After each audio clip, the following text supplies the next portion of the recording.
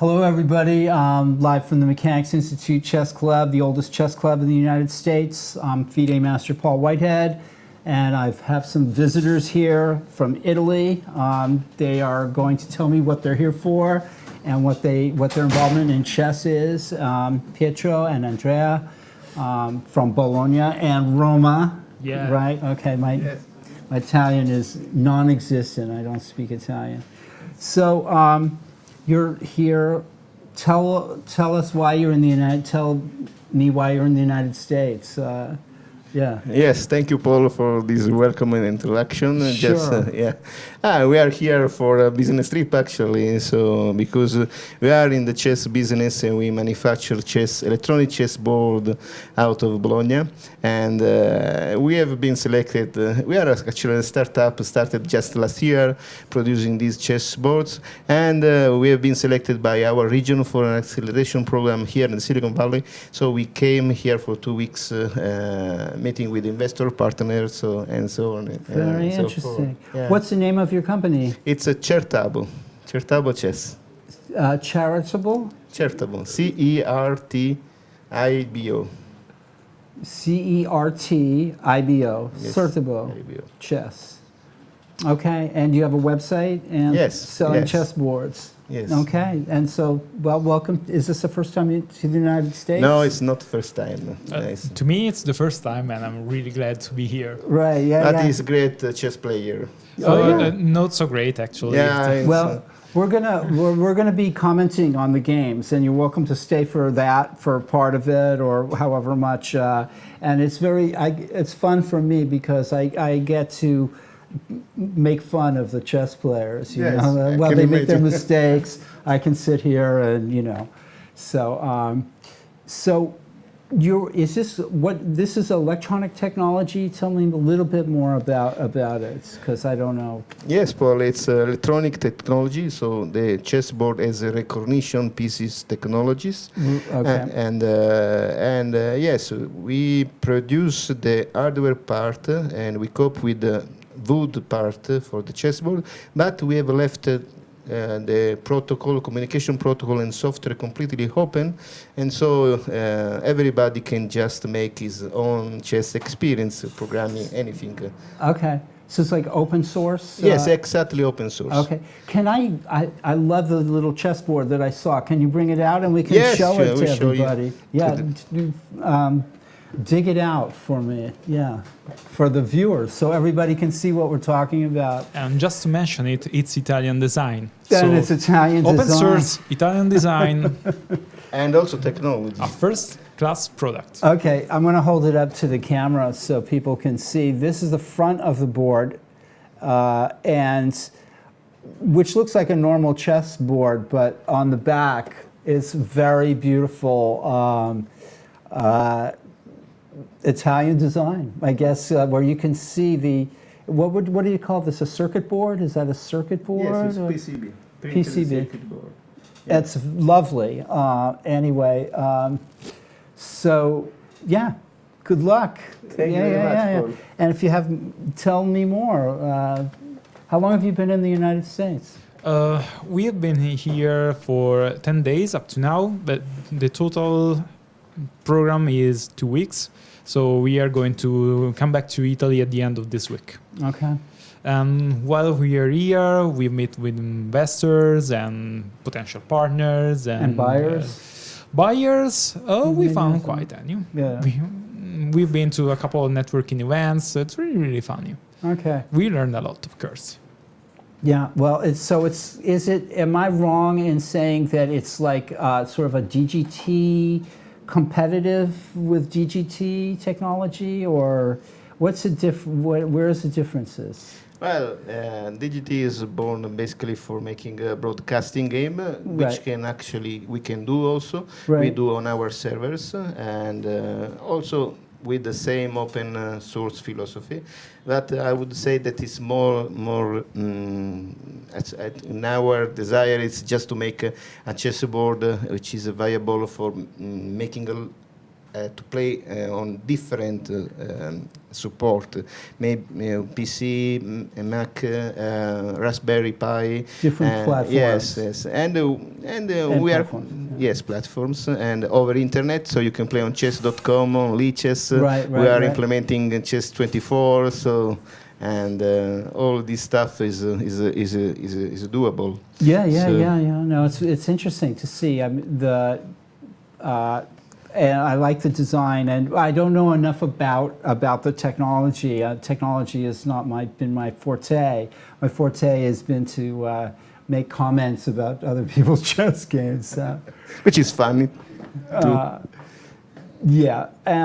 Well, do you want to take a look at some of these chess games that I'm talking about? Yeah, here sure. In the other room. Okay. Great. We've been watching this, and we can come back to that. I mean, I'm going to be sitting here for hours. So to me,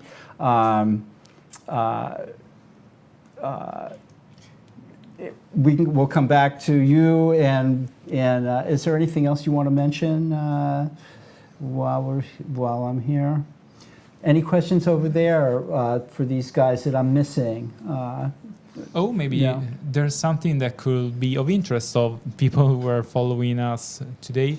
The chessboard comes in different kinds of design, so you'll be quite interested in exploring the various opportunities you have, because this is the standard model, the one you saw before, but there are other models that feature different design that can be very, very beautiful, and something that a chess player will want in its living room. Sure, like you could have a marble chess set, right? course. Or Yes, something like yes. that. A Yeah, Carrara marble. It doesn't have to be. Yeah. Also, what about roll-up boards? Is anybody thinking about putting this kind of technology into a board that you can roll up and take around? Maybe. Well, you can have a flexible PCB, but Flexible, okay. that's a good idea. So Yeah, okay, so I'm trying to get some other questions about this, but okay. Well, that's great. I'll let this sink into my brain. Also, one more thing, the pieces, the chess pieces, they can be any different kind of chess piece too, right? yes, because we actually do not give the chess pieces with the chessboard. Right. We just give the chips. So you just stick the chips underneath any chess set you like. And I think that's very attractive to a chess player. Yeah, we right? have some friend that is stuck these chess chips under pieces 100 years old, and so they became immediately an electronic chess set. Right. If you have your own Dragon Ball chess pieces set, you can stick the chips under the Dragon Ball set, and you can play with your Dragon Ball characters.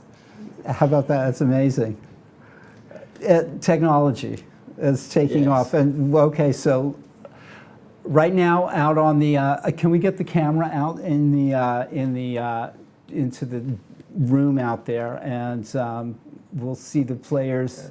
Yeah, go ahead. Paul, just want to thank Judith, Abel, and yourself for being here today, for your warm welcome. So Sure. while we are here in San Francisco, We're- so this was really appreciated for us, and it was a visit that we really loved to pay to your historical chess club. Yeah. Well, we have a wide range of people coming in here and talking. We're inclusive. Everybody can come in, and pretty much anybody can come in and tell us what they're doing. It's a very welcoming atmosphere here. Good. The first thing I felt was a very, very But we should get you a welcoming cup of coffee at some point. Yes, so We'll try to do everybody that. join the club here in San Francisco. Okay. Well, let's take a look at the Sure. reason I'm here. One of the main reasons why I'm here is to look at these chess games, and we'll quickly go through them. This is round 8, one more round after this of the Tuesday night marathon chess tournament. This tournament was started in 1972 when the Fischer-Spassky match was right during the Fischer-Spassky match or right afterwards, the first one, 1972. And later on in that year, in the same year, I played in the second one, 1972. I was 12 years old, and I had caught the chess bug of Bobby Fischer Boris Spassky World Championship match, and I played with my brother in this chess tournament. So and now I'm commenting on, we don't even count, we don't know how many there have been, but hundreds, right? So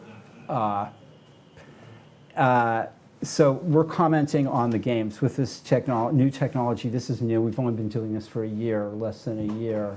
So we're still feeling our way with the technology. It's not easy. It's not, there's lots of different things to try out, dead ends, you know, things that work, things that don't work. I have some very talented people have taken us this far, and still a lot we don't know, and are just discovering. And part of what's making that work is that the director, Abel Telemantes, chess room director, is willing to try everything, and to, you know, the idea of innovating and trying to find out what works and what doesn't work, and just seeing what sticks. And it's very impressive. And it's taken us, right now we have, I guess, over 80 videos on YouTube, archived videos, the Tuesday night lectures, special events, things that have been going on. Some of it involving this chess technology,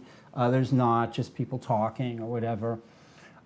Special events. Fabiano Caruana was in here, from, you know, and I talked to him for just a few minutes, you know, and lots of exciting things happening here. And technology is the technology of the interactive chess technology, you know, whether through broadcasting or the boards that relay the moves. It's been like really exciting. Chess is entering this new phase of like instantaneous connection, chess clubs, individuals, online play, puzzle solving. It's just From exploding. what I saw in the past years, technology is really empowering chess players. They're able to do things that, you know, some years ago, it will never be possible. You know, and chess may be one of the few things that, for example, like if you were a strong chess player and you wanted to give lessons to help maybe make a living playing chess or something like that, you could only do it with the people that were right around you. You know, in your neighborhood or in your city or whatever. Now you can give a lesson to somebody all across the world. And you can be, you know, supported on Patreon, for example, or on Twitch. Yeah. Well, you know more about it than me. I'm just learning. Yeah, and also the chess community is really, really, you know, inclusive. So technology is used at its best, according to me. That's interesting. In the meantime, someone is asking for Italian coffee. There is a message from ED Foundation. The ED Foundation. You could look them up. He's been here. He's a former director of the and he's trying to bring chess supplies and stuff to like third world countries and stuff like that. Great. So Amazing. there's a lot of people that they're not.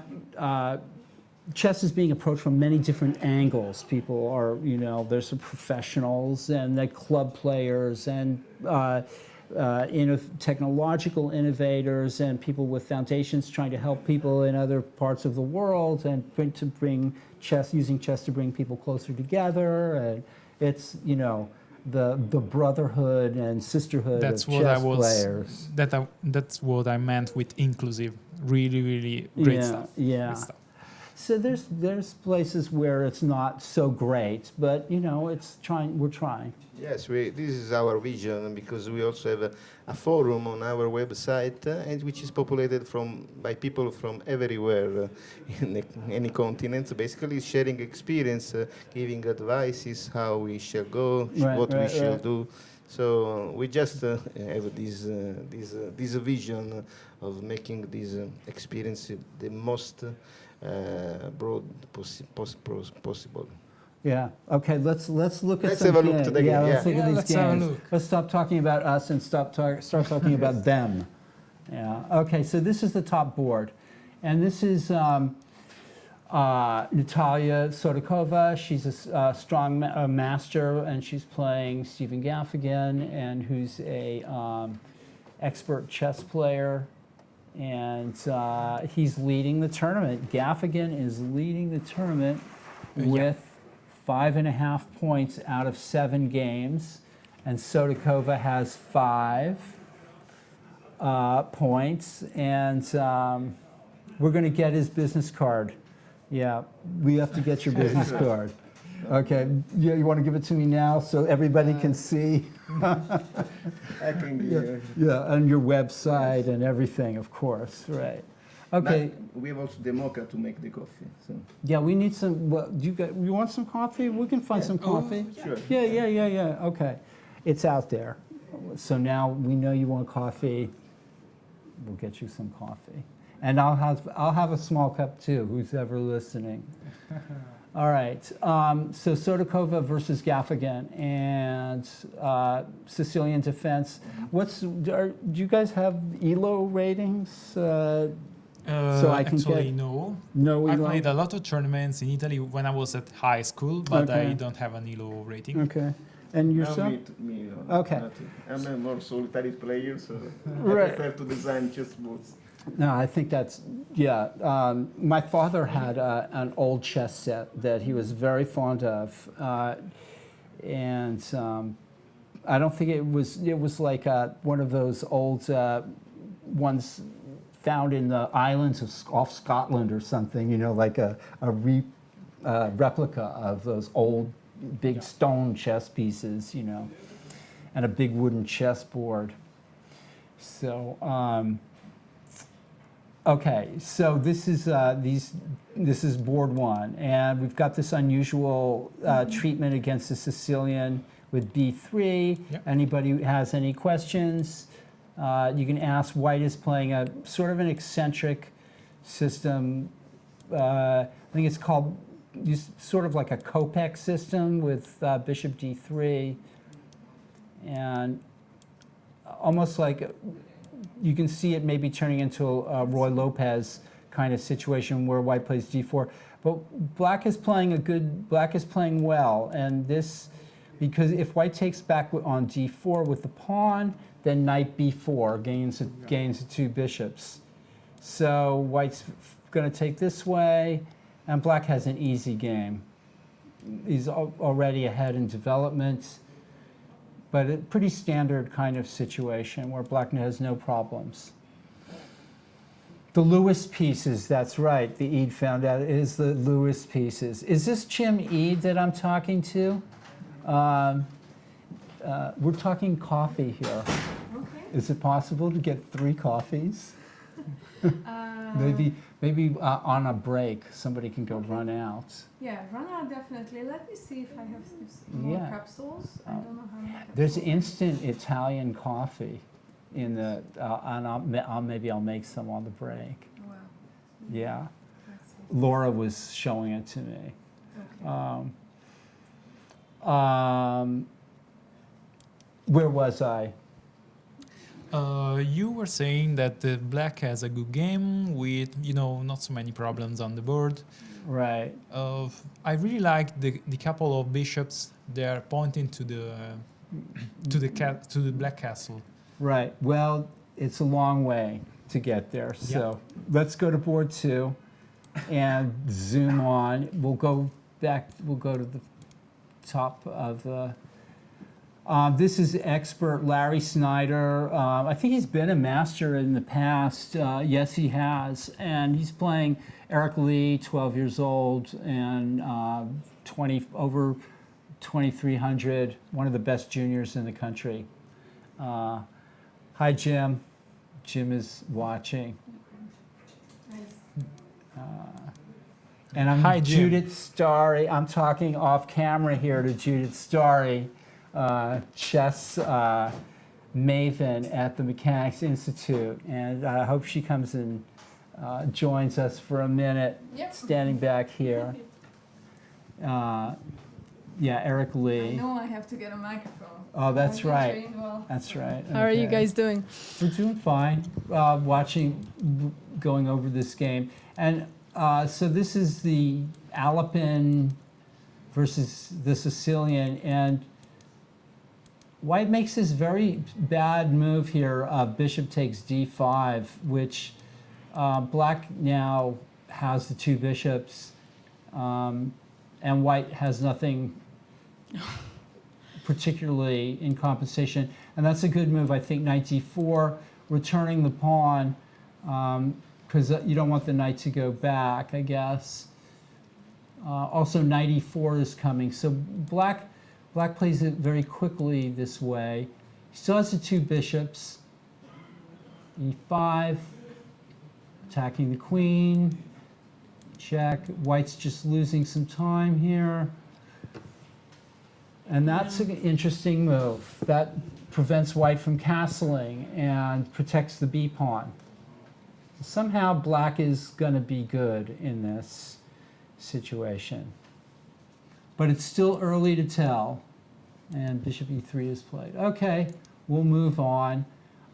Christian Did you Clemens, guys talk about some European tournaments? No. No? No. Can we take a little bit of a break? Yeah. For- Talk about the European. So, I'll start boiling some water, maybe. Okay. Yeah. Come on, sit down, Judith, for a Okay. minute. I'll give you a break. Okay. So how often do you guys go to tournaments in Europe? Oh, actually, we don't. I used to when I was in high school, but then, college came and I didn't have no time, so I Okay. just dropped out. But it was really, really fun. Never had international. I want to make 3 international of those tournaments. instant coffees. I played with my high school team, Okay. and the best results we had was our third position in, I believe, when I was 16 or 17 years old. In the Italian In the Scholastic? Italian Scholastic Nice. tournament, yes. Nice. How about you? Have you ever played outside of actually- Italy? No, we actually right now we are going into the tournament just for broadcasting games. Yeah. So we made a couple of tournaments quite interesting. So we made the tournament of Vignola last year. It was quite big. It was 300 participants all over the world. And say we made another one this summer. We did not make very many tournaments right Hoppa. now. There you go. Do you want me to help? So one of the big differences between European and American tournaments is the supply of the boards and sets and clocks. So most of the tournaments here in the US supply the boards and sets, right? But the quality of those boards and sets are really different. And the big difference is that in Europe, they supply the clocks, right? Yes. Because they Yes. have to, because of FIDE regulation. Here in the US, it's very, very rare. So one of the uniqueness of tonight's game or tonight's tournament is that we do supply the clocks. So I don't know if you, for American, if you go outside in the Europe, you would be really surprised that everywhere they supply the clocks. And then when often we have European players, they are actually very surprised that we don't. American tournaments, they don't. Yes, this is typical for European standards. So especially in Bologna, we have also quite historical company which is supporting tournament all over Italy, supplying maybe clocks, and also we have quite a lot of links between chess clubs, and so they exchange material during different sessions. So and so maybe the one has 100 clock, the other has 200, and so this swapping is quite usual. Yeah. So because But 200 clocks is Maybe something. it's because our governments don't trust us, so they want to provide us the clock. You are trying to trick us, or you're trying to modify the clock. So, Well, that's true, but then it's up to the organizer to provide a clock, and then if any clocks mysteriously goes away, I mean, how do you prevent stealing in tournaments? I know it might be a very stupid question, but actually, from my experience, it doesn't happen. it doesn't happen. Okay.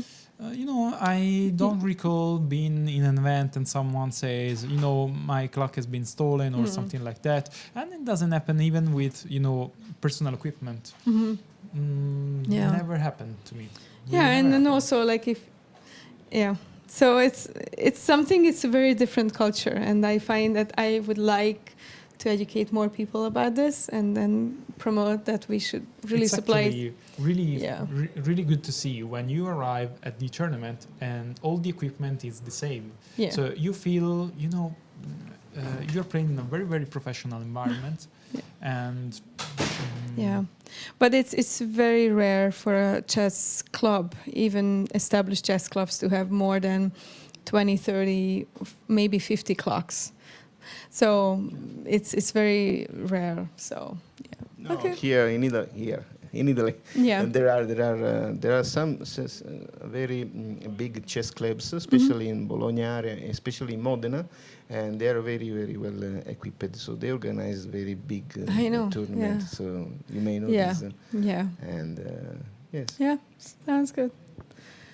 Okay, how do you guys have you guys walked around and looked around the city, and in where have you spent your last few days?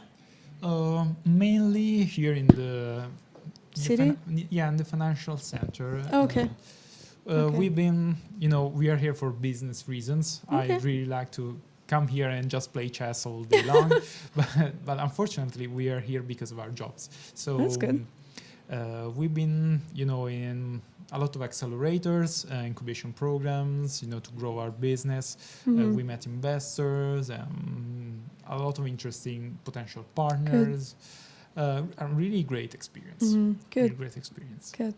We also organized a small tournament on a pub last time. It was where it was. Oh yeah, yeah, Mhm. yeah. Yeah, we just were paying a beer. Two guys was beating our chessboard, but luckily we Guess kept what? the money No into the beer pocket. offered. No, no beer. Wow. I bet that wasn't rated though. We can't rate that. Okay, sounds good. Perfect. I think we should find Paul again. I can't comment on these games, unfortunately. I can tell you about the players, but unfortunately, I'm not that good. So, 5 minutes Okay. break. He's on 5 minutes break. Okay. Well, okay. So they are actually telling us we'll have a 5 minutes break, and then we'll come back after. Wonderful. So hope you guys join back after 5 minutes, and Paul will be back with his usual self. Oh, looks.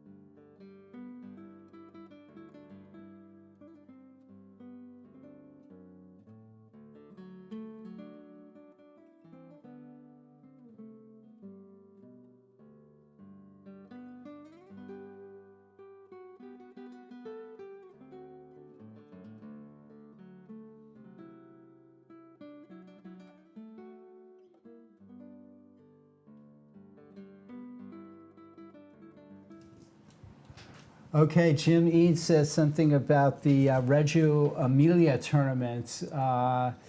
What were you going to say about that? They're close together? What's close together? No, I mean, just Reggio Emilia is just 20 kilometers from Modena, which is 20 kilometers from Bologna. And any of the cities in their own tournament, and we are very diplomatic. Okay, right. With everybody, we are friends of everybody. So, but I will say that during this tournament, especially in Emilia Romagna area, they just to join the forces to make the success of this tournament. As I was explaining to Judith before, and so any can borrow what clock from anybody, and so Okay. and so we are. So you've played chess in the chess clubs there. You play chess? Yeah, I said. Because you said you did no play, but now I prefer wanna to find- play alone against engines, so not right, to right. Yeah. social chess player. Right. So Yeah. Andre is one of those. Okay, not so much. I played during high school, but as I was saying before, I had to drop out in order to, to actually graduate from college. Right. Chess can And- take up a lot. But I used to play in clubs too, not with a clubs team because I always played with my high school. But it was a great experience, nevertheless. And you're still involved. Oh? Designing. Are you a designer of this? What is your How are you involved in? No, I'm sort of I'm sort of an advisor to Pietro. He's the mastermind behind the chessboard, and he designed it. So you're his own working hand. together. Yeah. Okay. Yeah. Okay. Well, let's look. People are saying, "Isn't this a chess? Isn't this about chess?" So I'm going to go back to what I know, which is this again. And okay, we'll go to the third board. Yeah. Go I'm ahead. sorry to interrupt, but I think Jim is mad at you for some reason. No, he's mad at Mark over there that he never gave apparently I made coffee for our guests here, and so I got up and we took a quick break. But Jim is complaining. Jim has been sitting here with me, Jim of the Eid Foundation, and talking about the chess and about the Eid Foundation. And he's saying we never gave him a bathroom break. We never allowed him to go to the bathroom. It's not true. He can go whenever he wants and take a break. So come back, Jim, and sit here, and we'll show you that you can go whenever you want. He seems quite adamant in his statement, but I'll take it for good. All right. Let's go to Clemens Wong here. These games are really in full swing, so I have to get back to these very important responsibilities. If you want to ask questions, go ahead.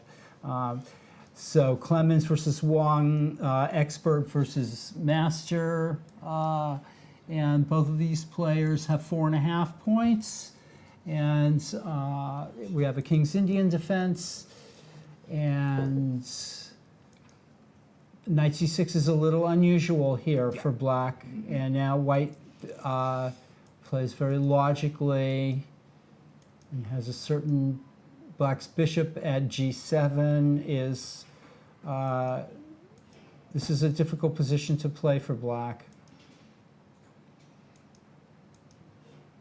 I'm not sure that this is the correct approach for white here, but it's you could maintain the pawn at d5.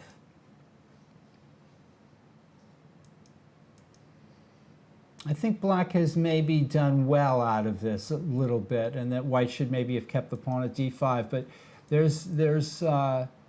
white can still play quickly on the queen side here, which is what he's doing.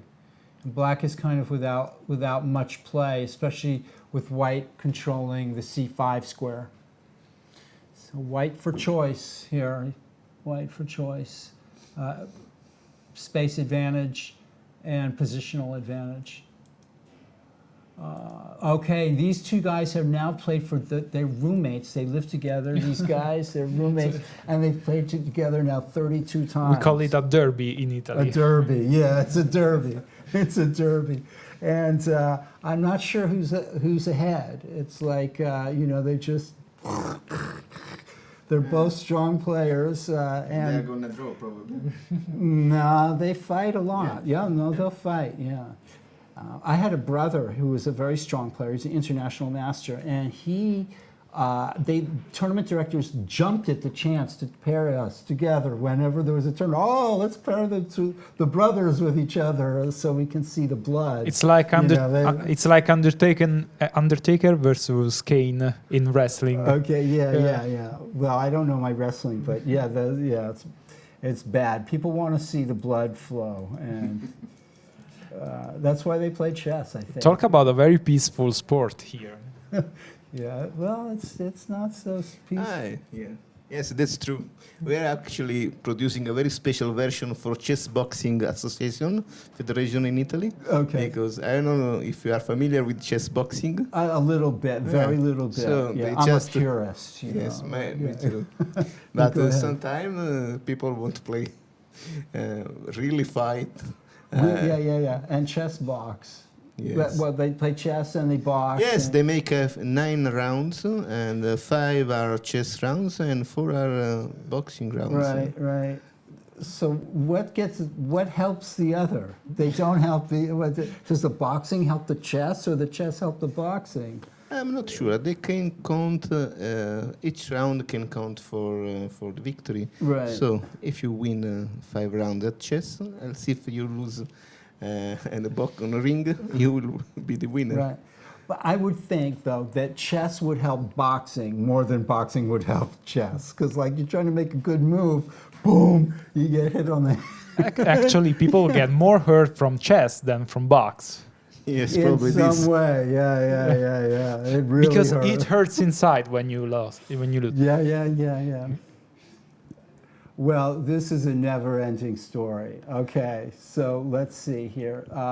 H4, white goes for it. Sorry, the black is forced to develop the knight in the A column in E6.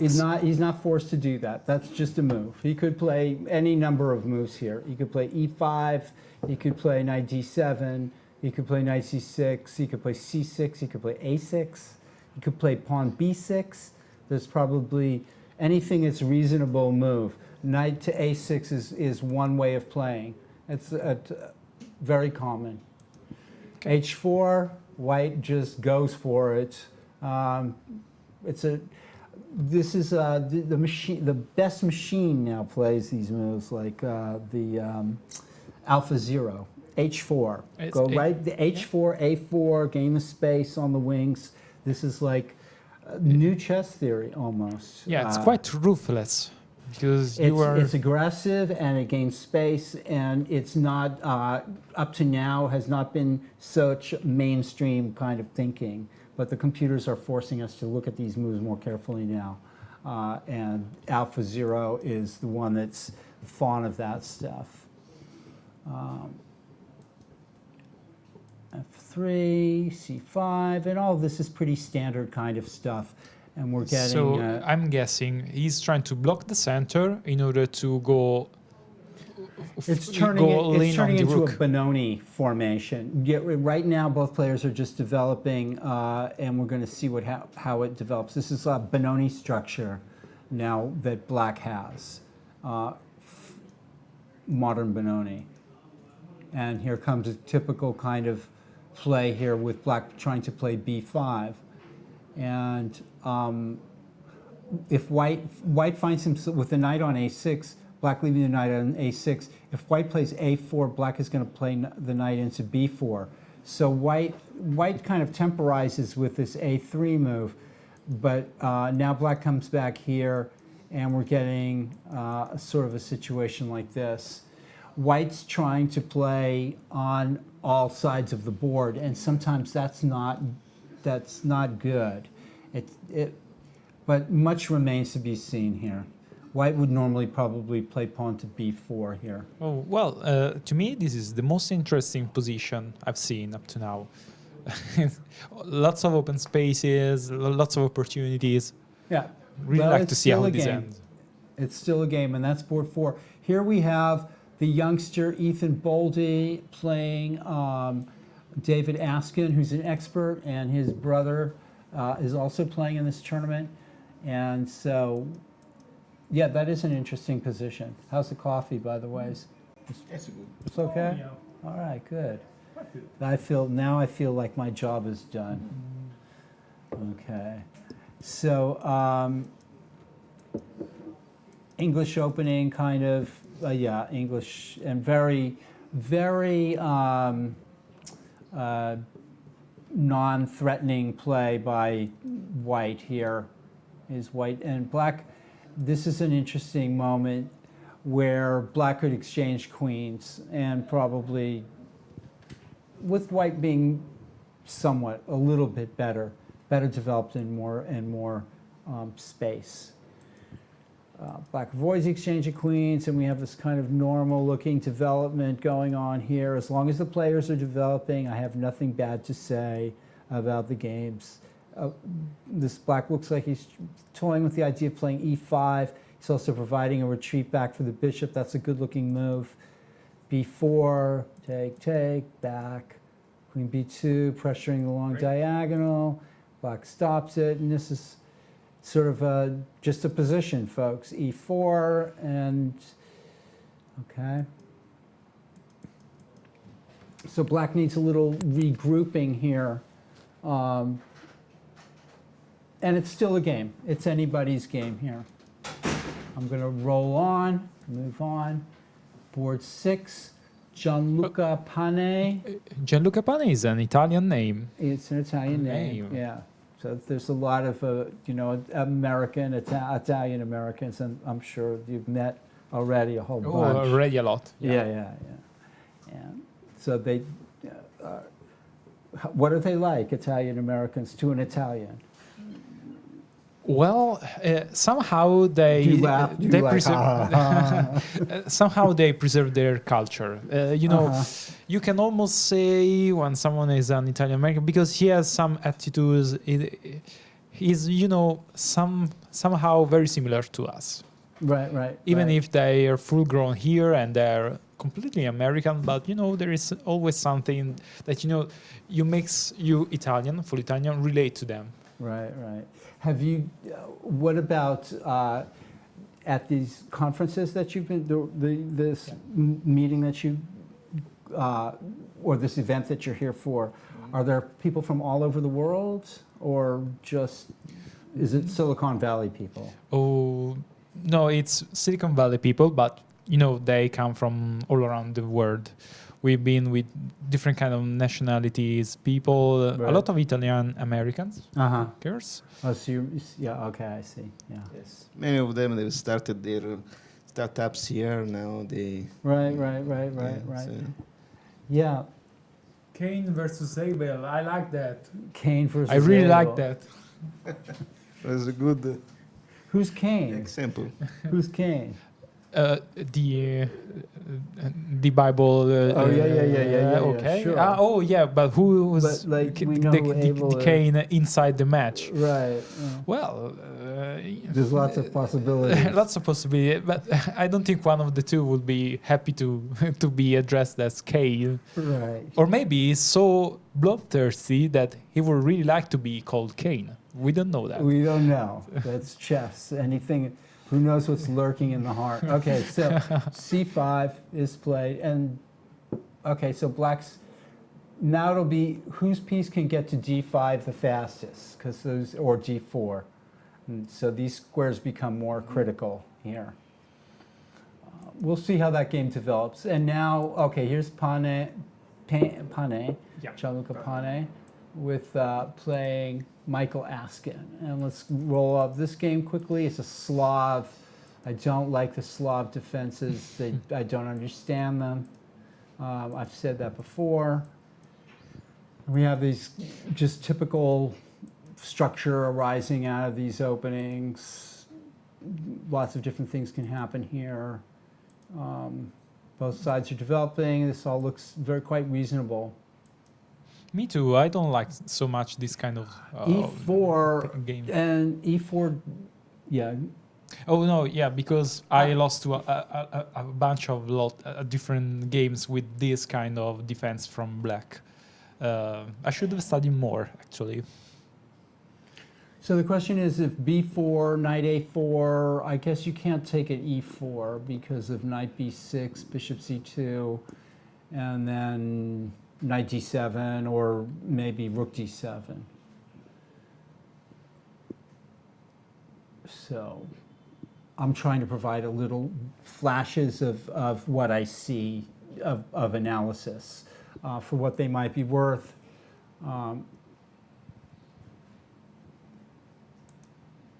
Pawn takes pawn, rook takes, okay, so the rook takes the pawn and defends more, but I think black is doing fine here. In fact, finds this strong move, and black has won a pawn, and white doesn't seem to have that much for it. So this is a failure by white for sure. Quite critical, yeah. Yeah.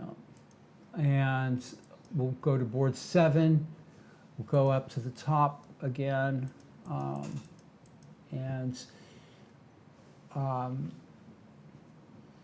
By the way, so I'm not using a chess engine, right? You may have noticed that. I should, and it would, you know, because I'm making these horrible mistakes. I'm like, but I guess we're not yet using sort of a chess.com interface. Like DGT here doesn't provide engine analysis at all. It's just like, here's your game, that's it. We'll give you the time from the clock and the moves. I'm not even sure that you can export to PGN here, which is interesting. Sure, no. Yeah, I think there's not even that option in this view. So very basic. We're also on chess24.com, which has all that downloadable PGN engine analysis,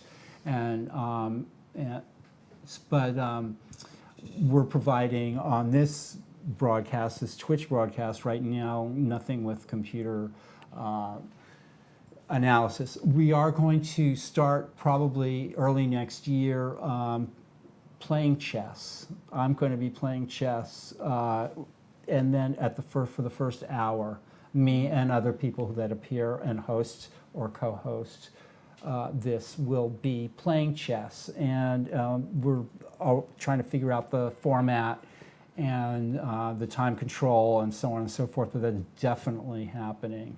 So if you're in Italy and you're watching, you can issue us a chat, and you have a chess.com account, or anywhere in the world, you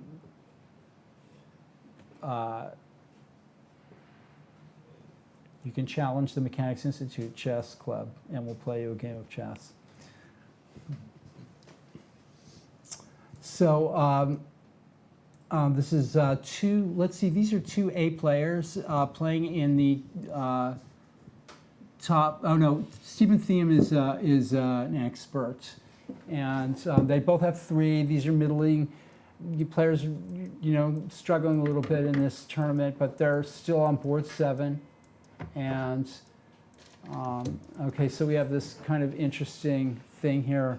Black's made a lot of Black has enjoyed putting all of his pawns on the light squares.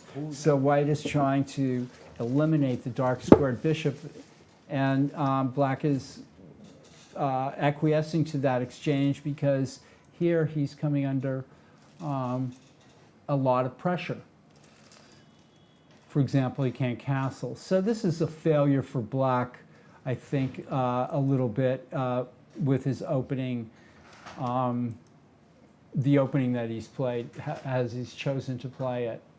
You can come back here a little bit and see where black could have maybe deviated and played. Like h3, you know, white's playing a very slow system. These kind of things are popular nowadays. And black is also playing a solid kind of system. That might be necessary if you want to take back with the pawn to prevent knight b5. So, you know, if white has the idea of pawn takes pawn, of course black can always take back with the knight. So a6, not critical. And that's, well, you know, let's see, queen b3 already. And black decides he doesn't want to take on c4 because otherwise he would have done it last move. So he feels committed to play this. And now white, starts to tickle black a little bit with this stuff.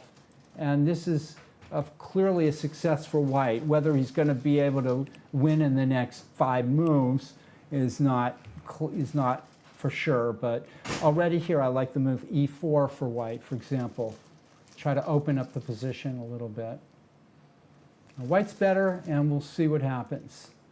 Finally, board 8 of the open section, and this looks like it's a wild one here. Let's see. Sosakobian versus Clarence Lehman. This is, okay, a 2 knights defense. Okay, I know nothing about this. I know nothing about this. If black, by the way, for our Italian guests here, if black had played bishop c5, right here, if black plays bishop c5, it's called the, am I pronouncing this correctly? Gioco piano? Gioco piano, quiet game, right? So this is the Gioco piano. But he plays a 2 knights defense, and now we're definitely in territory that this is a Milner-Barry variation. If anybody knows anything about this, I think white can also take at f7 with the knight, and then black plays bishop takes pawn check or something like that. So it's, this I know nothing about. And as long as all the moves played so far seem reasonable, and black is repositioning the queen for the attack. And okay, Traxler. Okay, the Traxler. Thanks, Smooth GC.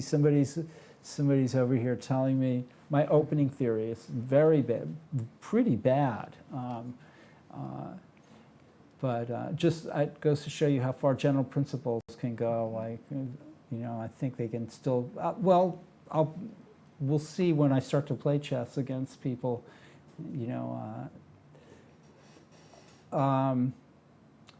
D6, knight h4. Now it looks like white is kind of doing okay here. He's doing what he's supposed to do, which is like win a pawn and then exchange some pieces and not get into trouble on the king side. And that's a good move. That looks like threatening knight g6 check. And this is I'm not so sure about that. What happens on g6? Queen h6, queen h6. Bishop. This is very odd way for white to play. Yeah. Maybe queen h5, not so great. Could have played c3. My opinion is here, my personal 2 cents as a non-skilled player is just play it cool and play on your advantage. So g4 is quite the crazy move here. I dislike it on general principles. But on the other hand, where's the refutation? I'm not sure.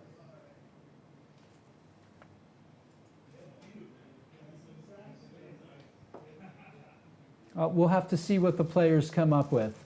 I'm thinking if pawn g6 here to trap the queen, queen h6, bishop h6, and now if you play bishop takes g4, bishop takes f8 check. Yeah. So that black, this audacious g4 move may not be quite as ridiculous as it first looks to me. Maybe there's a plan, a combination we didn't see. I don't know. Well, there's always something we haven't seen. It wouldn't be the first time. Yeah, something exactly. Like that.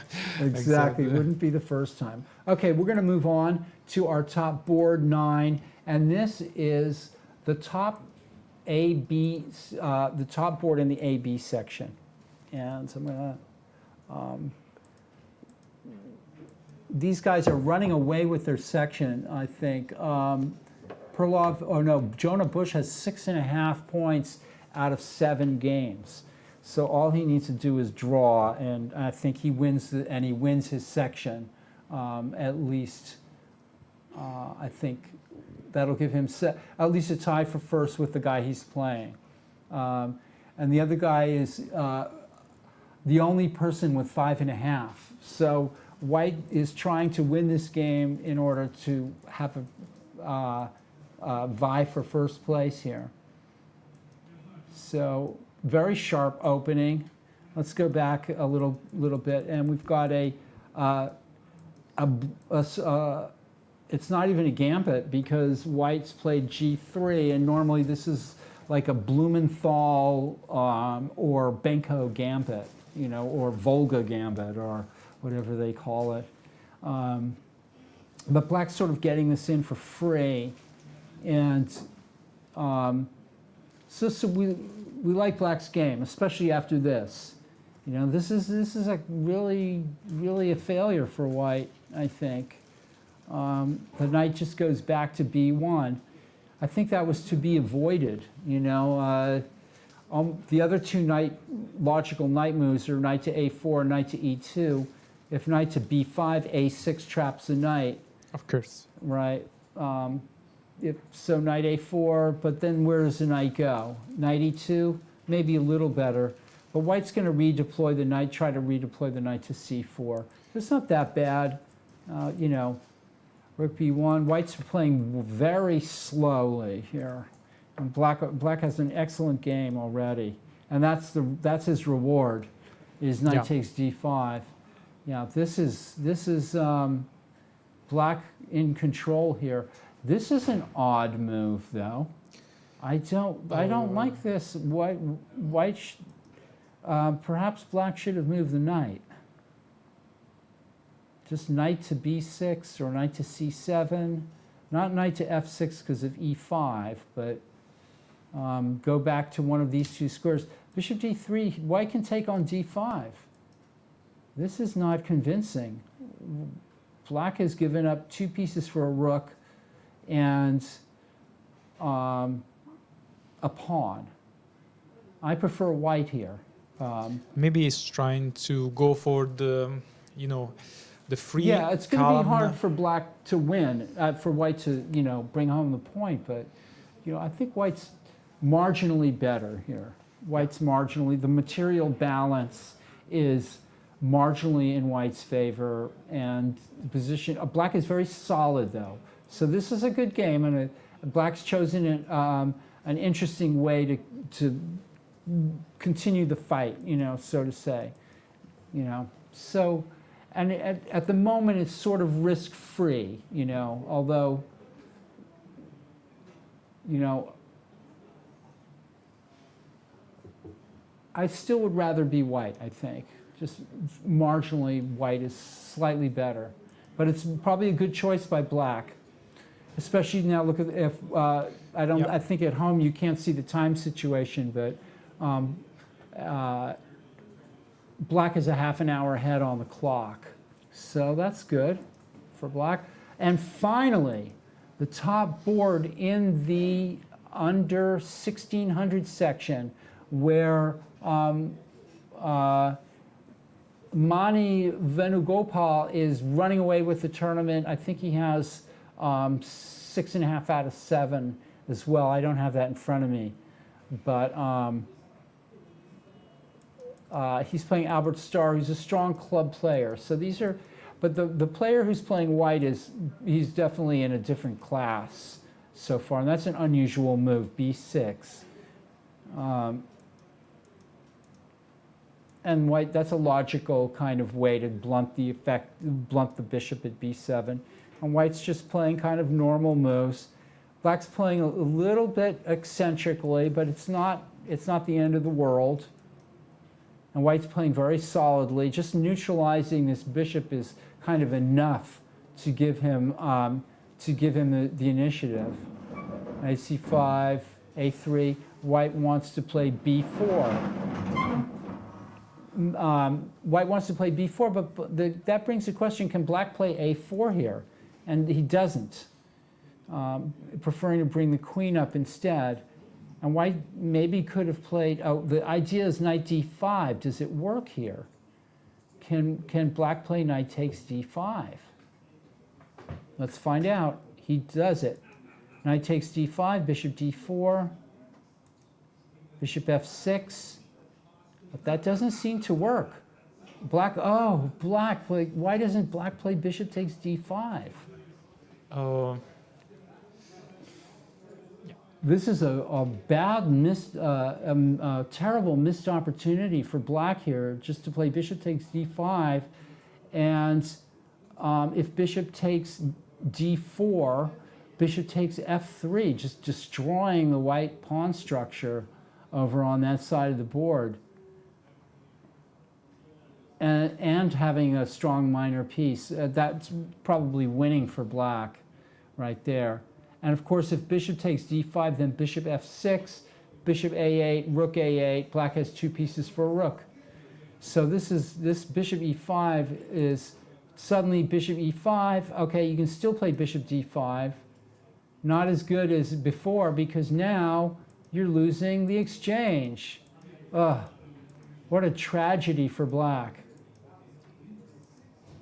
And this game is sort of proceeding on its logical course here. Black's getting some counterplay, though. You got to hand it to black. He's trying now. Queen b2 looks like a strong move now for white, just to play queen to b2. And black is playing way too fast. You can see that. He's just making, we can see that at home. You can't see that at the,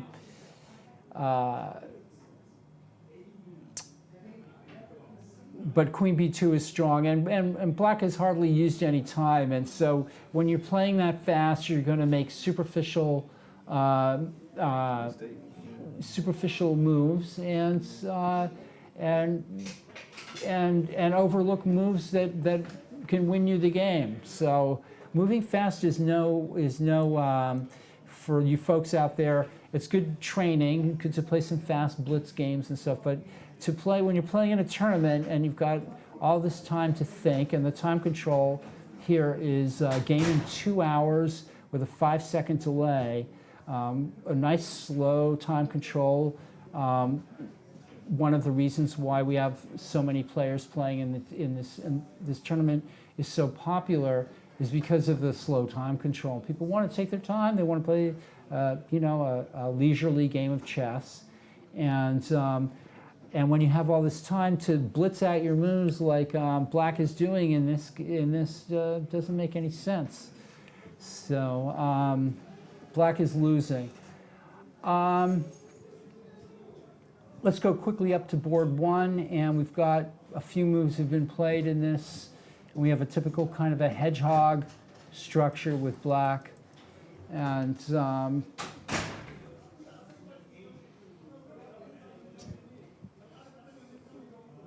nothing much doing here. Both players are being cautious. Black still has a good game for this opening. So let's go to board two. And there have been some interesting things that have gone on. Let's see, this was a kind of an opening, white not playing very well in the opening, and black getting a good game here. Black's playing very actively, has prevented white from castling on both sides up until now. And white's playing risky chess here.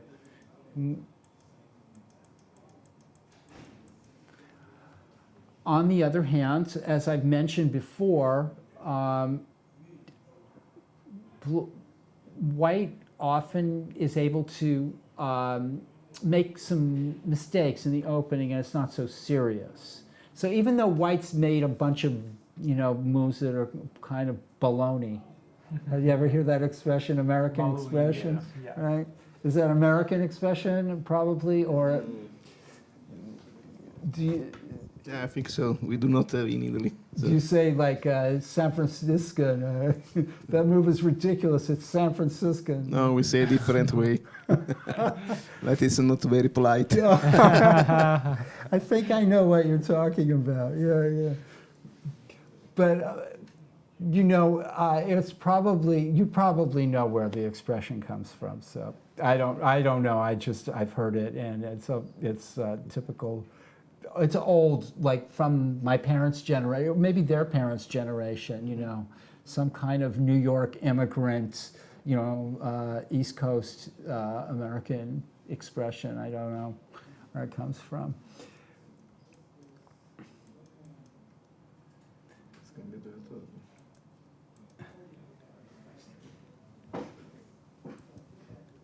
So Black has played a good game, but still maybe doesn't have anything decisive, and that's pretty much all I was trying to say.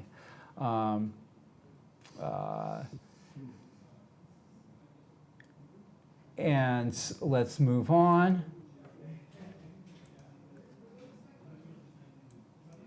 And this is our board 4, and we thought that White was doing very well in this game too.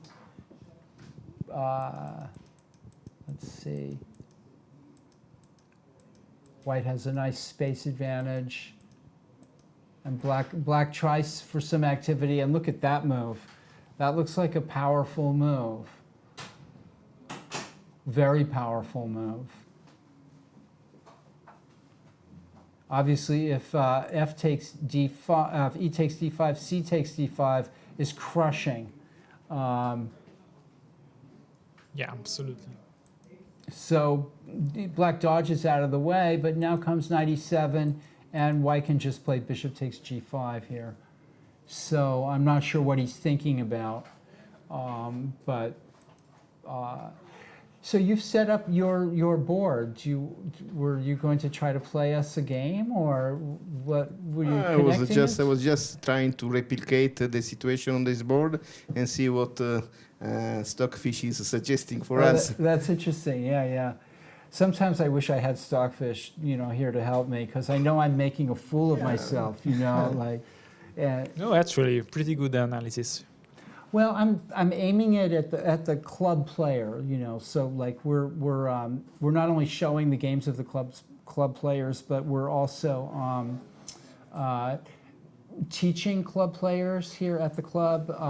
There's a Wednesday class and a Thursday class, and where we go over the games that are, you know, from the lower board. Some of the players will bring their games in, and then there's the newsletter. We put out a newsletter with all of the games from the tournament, and with commentary, a lot of commentary. Not every game is commented on by, you know, Grandmaster Nick DeFermian.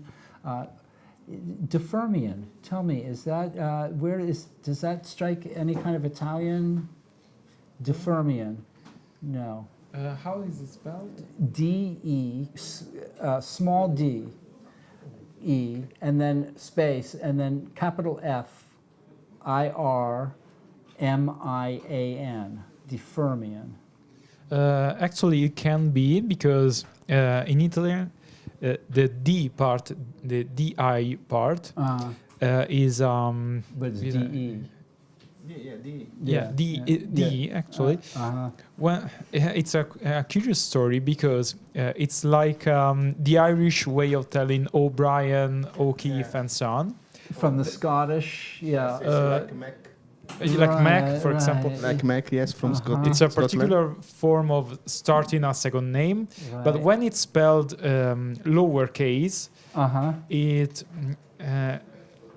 it's from nobiliar origins, noble origins. Okay, interesting. So it's a member of, it was a count or a duke. Aristocracy, yeah.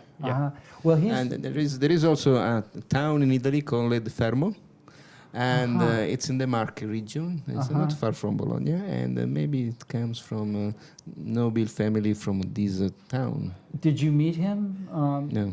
Well, he gave the lecture before the tournament, and he's a 3-time U.S. chess champion, so he's a very famous chess player. And very strong chess player. I work with him, and I've learned a lot about chess just by osmosis. Like Yeah, sure. uh, Transpiration. yeah. So it looks to me like this is white. White is thinking, why can't I play b5?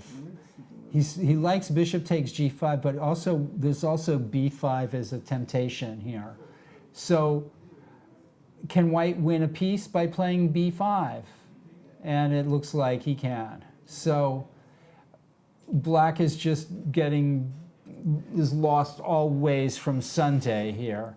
Not only does bishop g5 win, but also b5. And Russell Wong has just fallen straight into this. There's no defense after b5.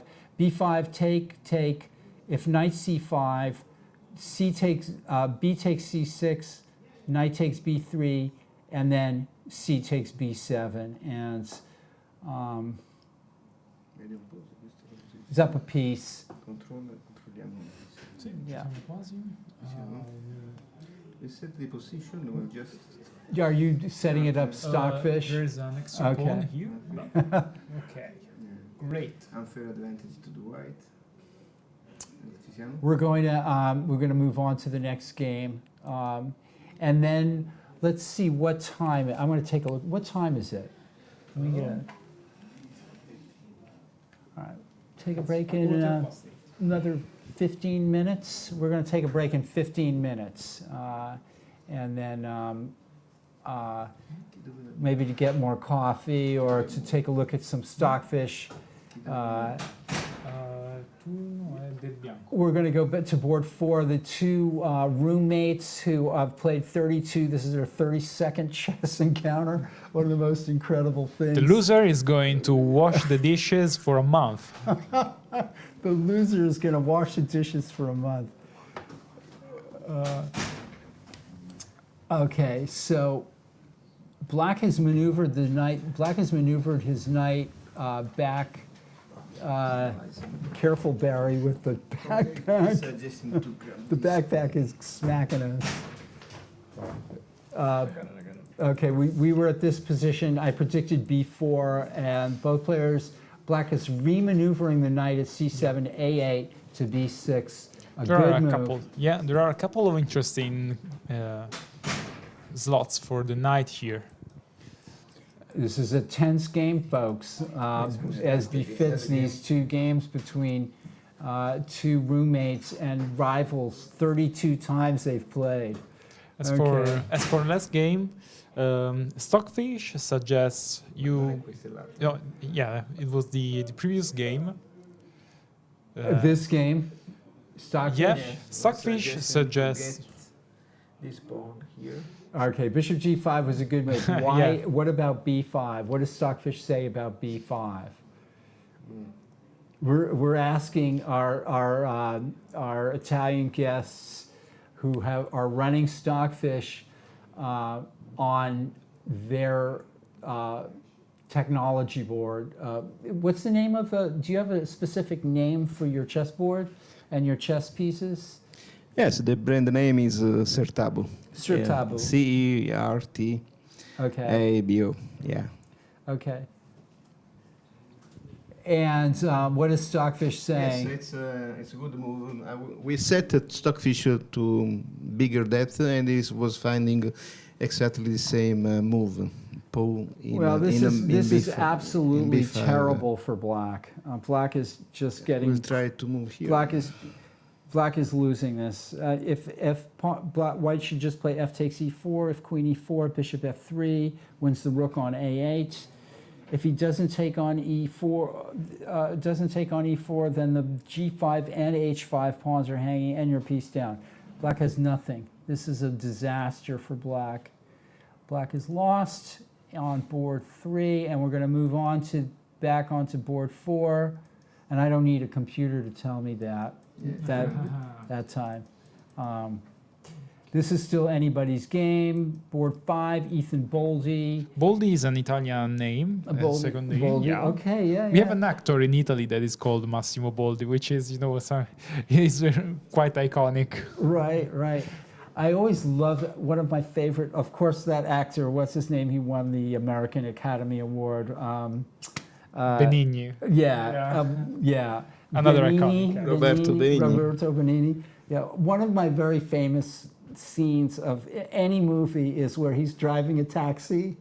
Do you know this? Yes. He's driving a priest in a taxi. He's driving a priest. In a Which taxi one? cab. In Sicily? I think it was, no. It was It's called Johnny Stecchino. One Night in the World or something Maybe like that. the title is different from the It's Italian a bunch version. of scenes, and one of the scenes is Roberto Benigni. He's driving a priest in a taxi, and the priest is dying. We got to check this out because he made a lot of films And it's a short. It's probably on YouTube. It's just Roberto Benigni. And I'll look it up on the break because it's fantastic and I love it. So it makes me laugh like nothing else makes me laugh. I think you remember well the Oscar night, the Academy Awards night. He went completely berserk and. Is that right? Yeah, every time I've seen him, he's funny. He's been funny with drinking coffee like a crazy person or something, Yes, it is indeed. It's quite famous actor here in US, Roberto. Yeah, but we're very fond of Italian Americans too. We love Italian American actors. Joe Pesci and Al Pacino and of course all of them. So Joe Pesci is somehow a childhood memory since he played. Home Alone, yeah.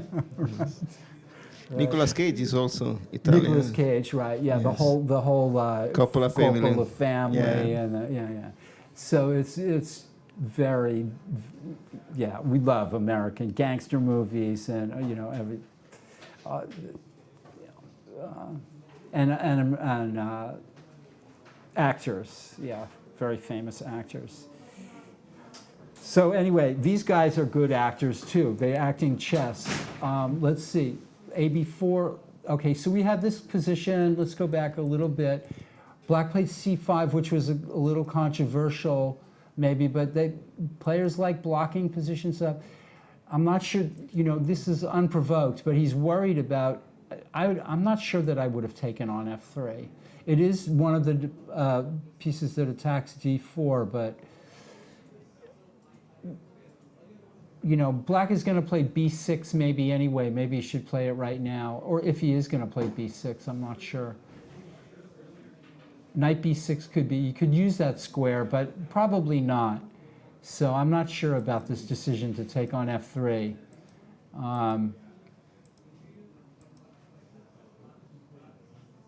Somebody is raiding us. King needs a queen. Thank you. For rating us. What does that mean again exactly? I'm a little Twitch ignorant here, but I think it's good for us. The audience is going berserk. What's that? I think they're going berserk. I don't catch the meaning of the last messages. Zefcat is rating. King needs queen. So people are looking at our chess. I think it means that more people are looking at us. And they're, we're about to get a zillion viewers. We're going to be the first people with a zillion viewers on Twitch. It's a new word.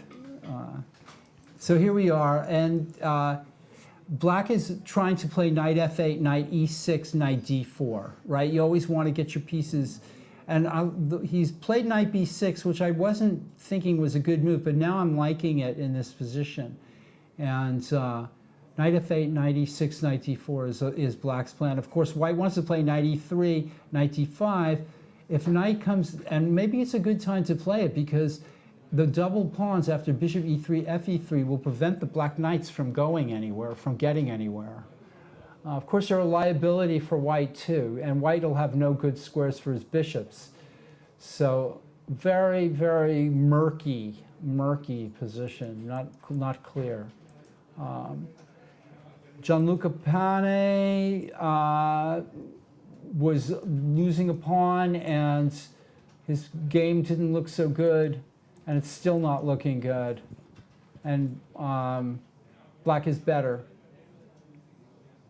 White doesn't have much here. Although knight d5 is possible.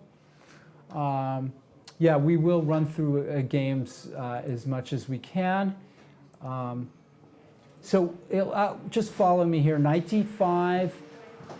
If bishop d5, queen takes c8. If rook takes c2, knight takes b6, rook takes c1, and then rook takes c1, and knight takes black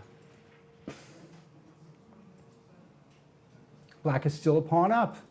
Thanks, everybody. And we're moving. White is yet to make a move.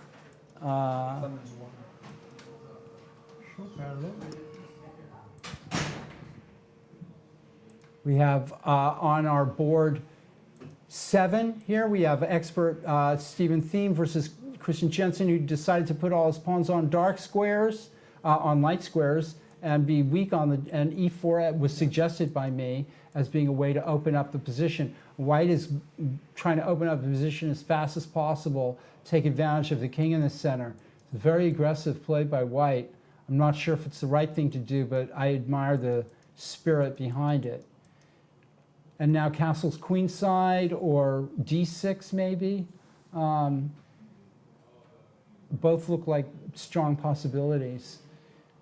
And when you're white, you don't want to necessarily throw everything in if it doesn't, especially if it doesn't work here. So black is under pressure, and white's looking for a knockout blow. Raid the chess bras. Yeah, that sounds good.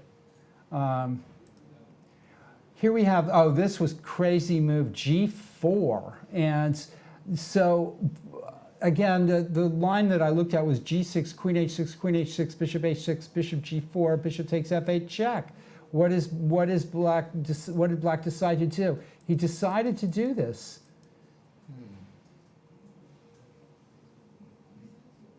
And now he's thinking, is this the right time to be thinking? He should have thought before he played g6. Anyway, it's still unclear. But it does look to me like white sort of got away with a bit of murder with this g4 move. We'll see what happens here. Rook h8. Rook h8 has been suggested. And then I guess g takes f5, queen h6, bishop h6, rook h6, knight g6 check. Maybe that's not going to work out for white. Maybe that's not good for white. Rook h8. I mean, there's other moves like bishop g5 check or queen g5 check. Oh, bishop g5 check. And then king moves, queen h7, rook h7, g takes f5. So that doesn't seem to work. Bishop g5 is an intermezzo move before or after taking on h7. All right, let's move on. The top board in the A-B section, black had sacrificed or had exchanged a rook and a pawn for 2 minor pieces. And black only needs a draw to guarantee himself first place in the tournament.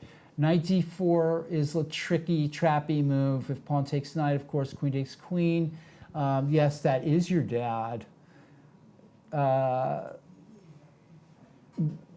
Daniel Perlev says, that's my dad. So we think your dad is doing a little better here. Black exchanges. And now I guess pawn takes b3 to keep the equilibrium. It's still anybody's game here. It's still unclear. All right, we're going to go finally to this game. This was right? Yeah, this was, what happened was, after rook b2, we left the game off here. Black had misplayed it already. Black played queen c3, rook e2 threatens to, well, it offers the exchange of queens, which black, a nice move. Rook takes e4. Viewers back home, if rook takes e4, queen a8 check, and wins the rook. And that's exactly what happens, and black resigned. And this is a bit, the game was a tragedy for black, who had a winning position here. In this position, knight d5,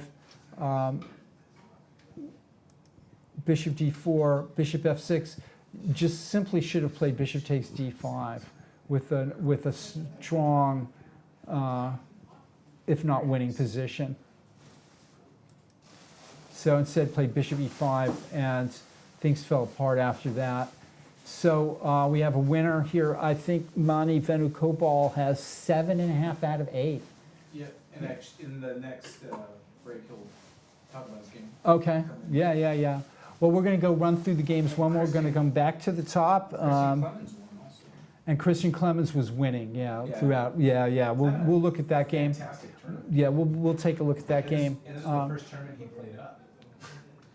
Yeah, that's right. Okay, so we're just saying that on board 10 here, white missed.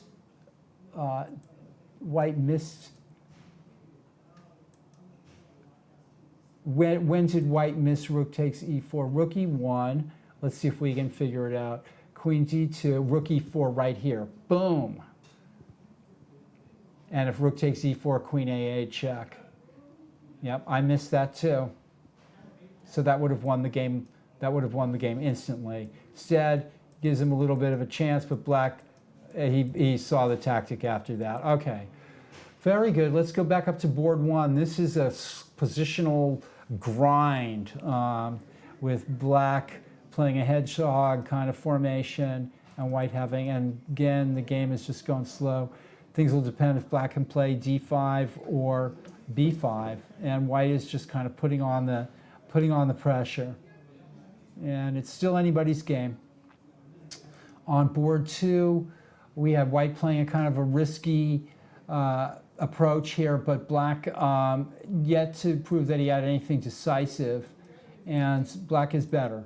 With the 2 bishops, open c-file, the ability to play f5, this is definitely in black's favor here. Even the exchange of queens will be to black's advantage in this position. I expect black to win this game, or at least to put pressure on white for quite a while.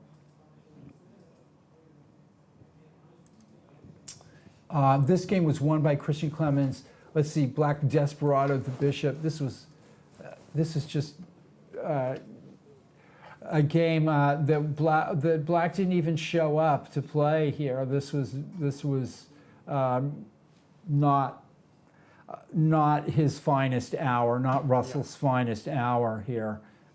He's now going to be a complete rook and piece down after the queen moves for nothing. So he resigned, and now we have the 32nd encounter apparently between international master Elliot Winslow and his housemate Michael Walder, who's also a master. And a strong player, and he's been playing very well lately. But he's having a nice long think here, and everything is slowed down. The players are hunkering down. We're going to go to board 5. Ethan Boldy, the youngster, versus David Askin.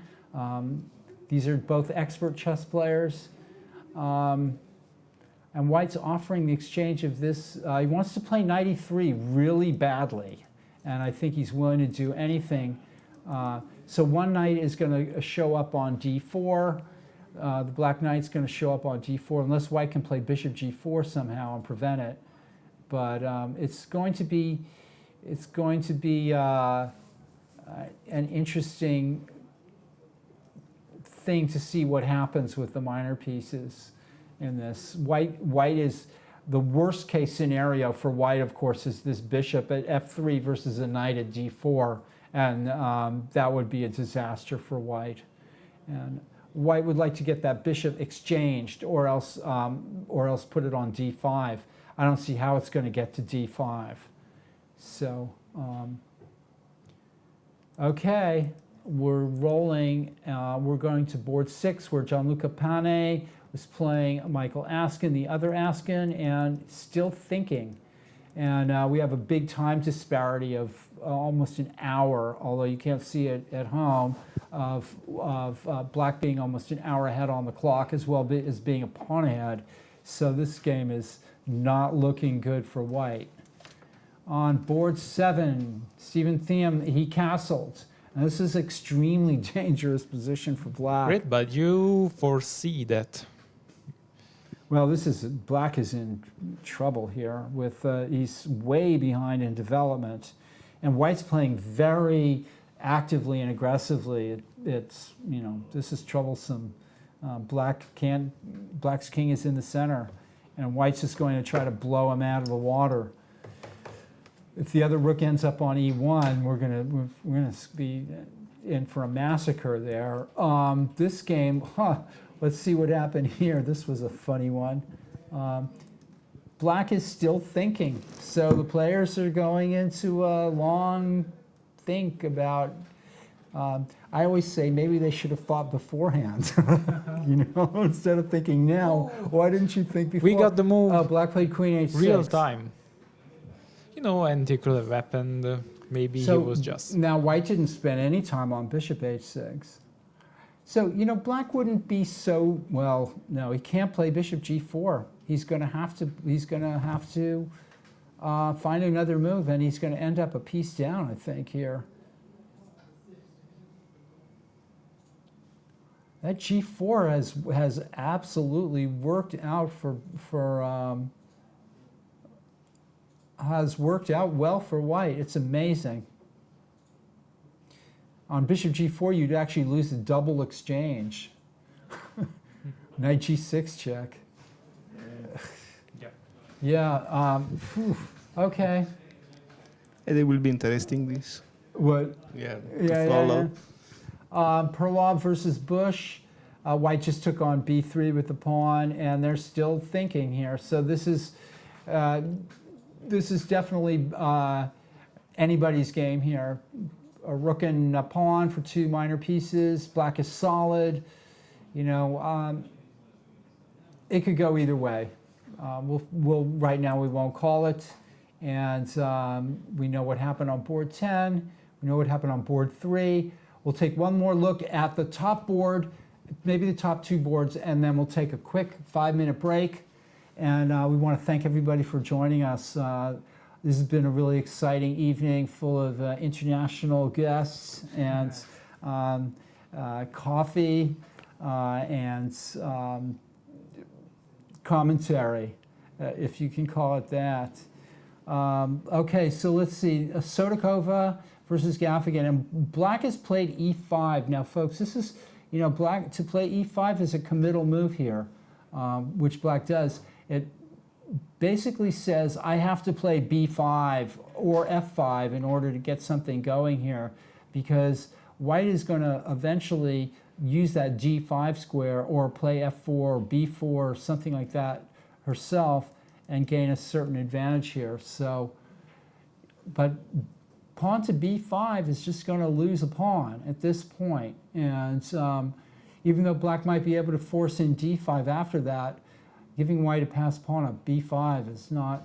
So if pawn b5, a b5, c b5, bishop goes back to b7 or something, then trying to force in d5. But I don't think black has to be that desperate yet to do that. All right, so anybody's game, and we're going to go look at board 2, where black has avoided the exchange of queens, I think, here by playing queen a4. It still has a threatening to infiltrate on the c2 square. And just definitely black is better. The 2 bishops in a dynamic position like this. As long as, and White's pieces are pretty much on the back row in passive formation, and the White pawn at d5 is a bit of a target here. So we like, I like black. All right, folks, we are so thankful for everybody that has joined us here this evening. We're not going away. We're just going to take a quick break and use the facilities and everything else that needs to be done while we're gone. And we'll be right back, 5 minutes. All right, thanks, folks.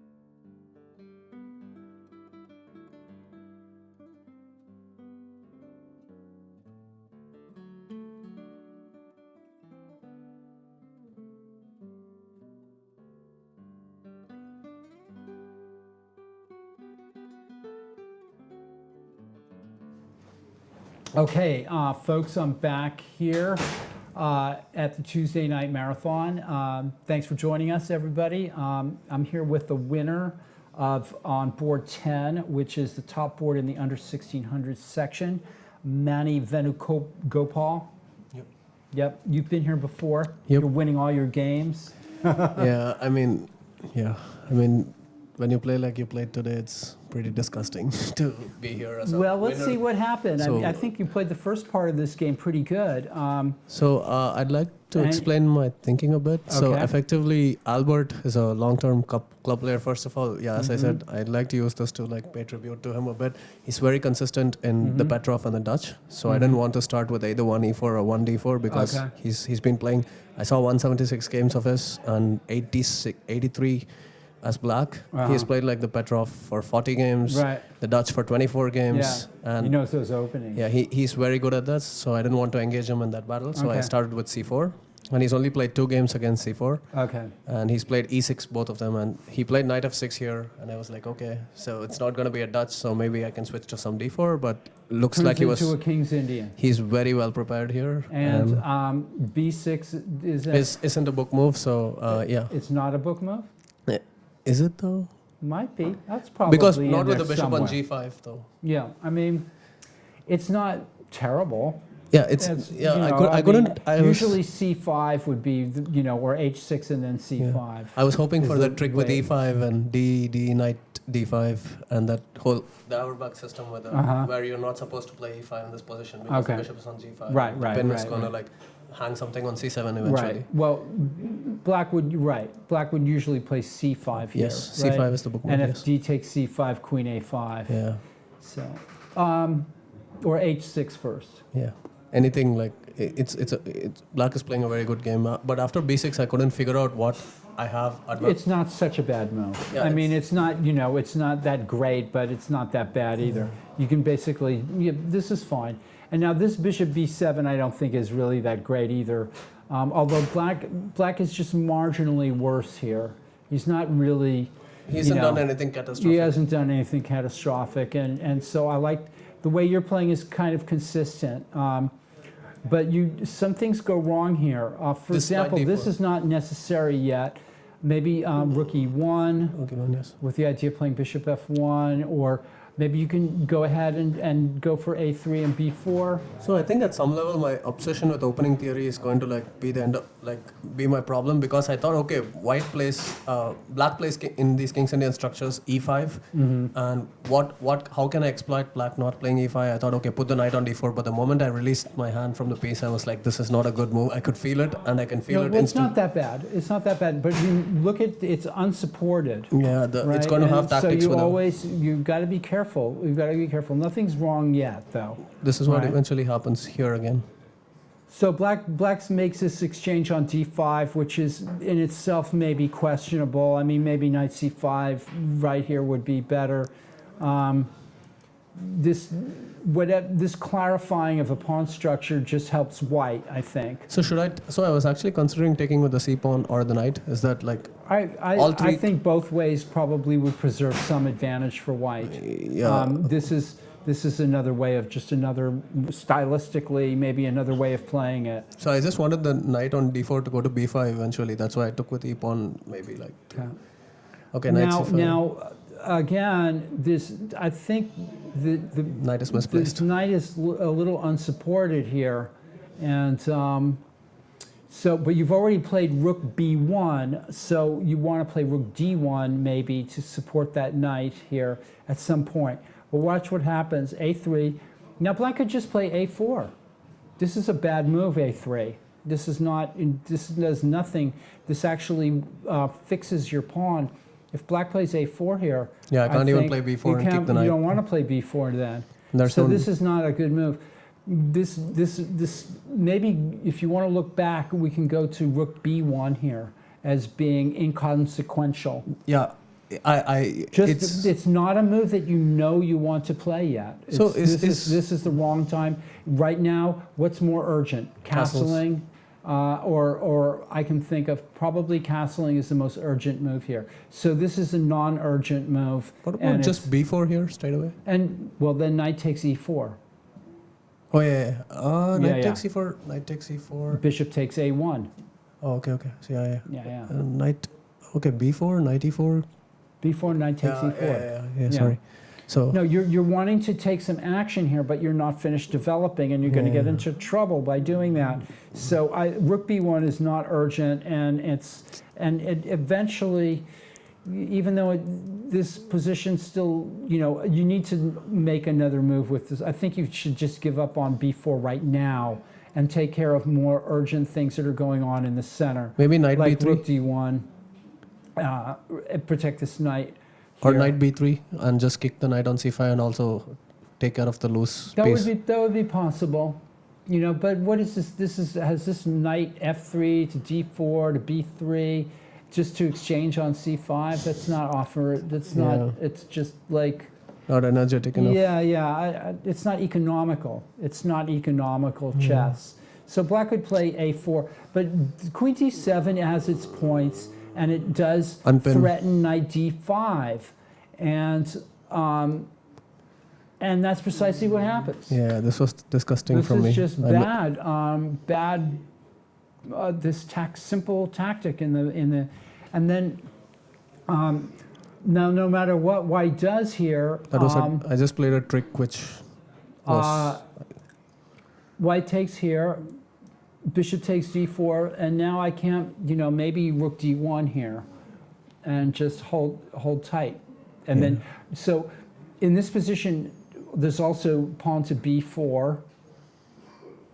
There's moves to consider here. yeah, b4 kicking the knight from supporting the ace b7 bishop Yeah, and then doing yeah. some tactics So- with discoveries. Right, so there's things to think about. Your bishop will be, there's things, I think that maybe white can find a way to get something going here. Because, for example, if b4 takes knight e6, Knight f6 check, no?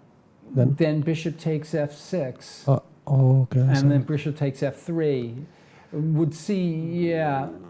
The question is who's going to get mated here, but the knight on e6 is covering g7. Yeah, that's crucial. I don't know. This is something to look at when you get home, is what's going on here. But this Disgusting. should just bishop takes d5 right away, Yeah. right? Get rid of the knight and then And bishop then takes if d5. bishop to d4, bishop takes f3. f6. bishop takes f3. No, if bishop takes d5, bishop takes d5, bishop takes f6, bishop takes a8, rook Right, takes right, a8, right. and then it's just. Or lost for- otherwise, if bishop takes d5, if bishop takes d4, Bishop bishop takes takes f3. f3, yeah. You know, I mean, black is doing very well there.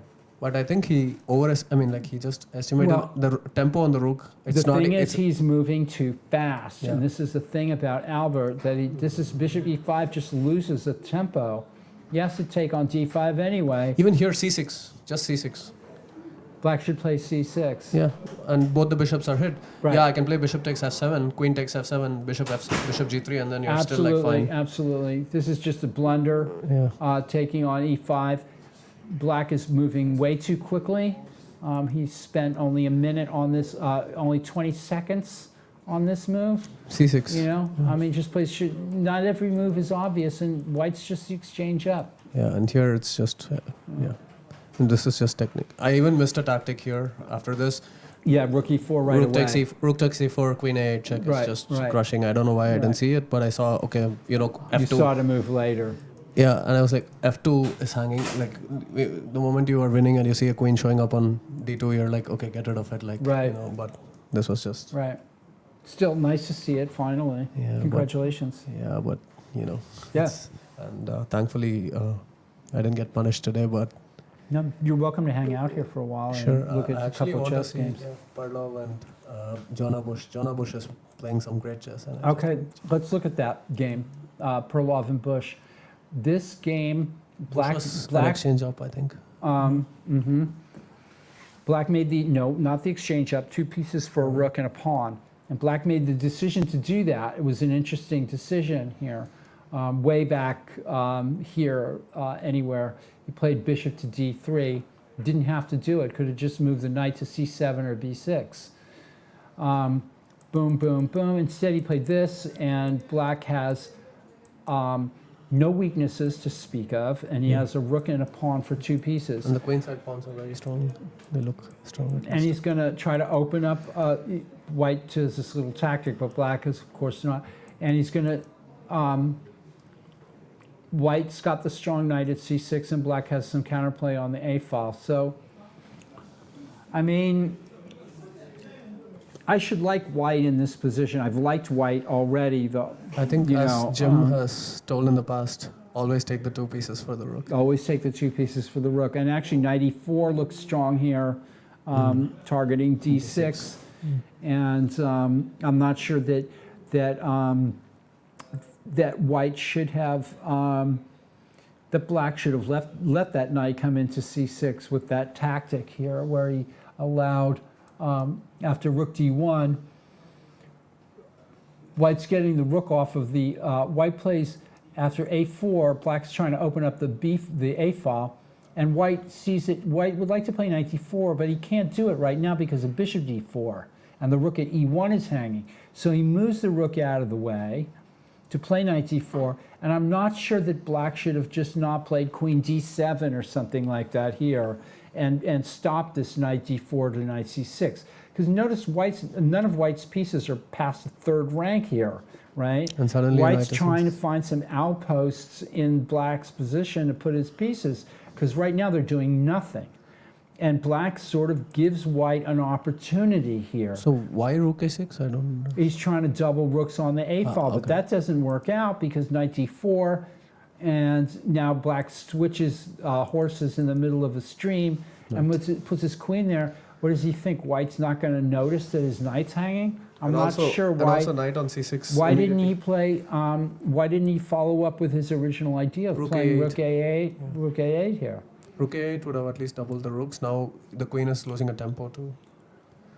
Queen, even queen b, even if you're going to move the queen. Yeah, why rook not? e8 looks like the right move here, and I'm not sure why black didn't play it. And it was his original idea, probably by playing rook a6.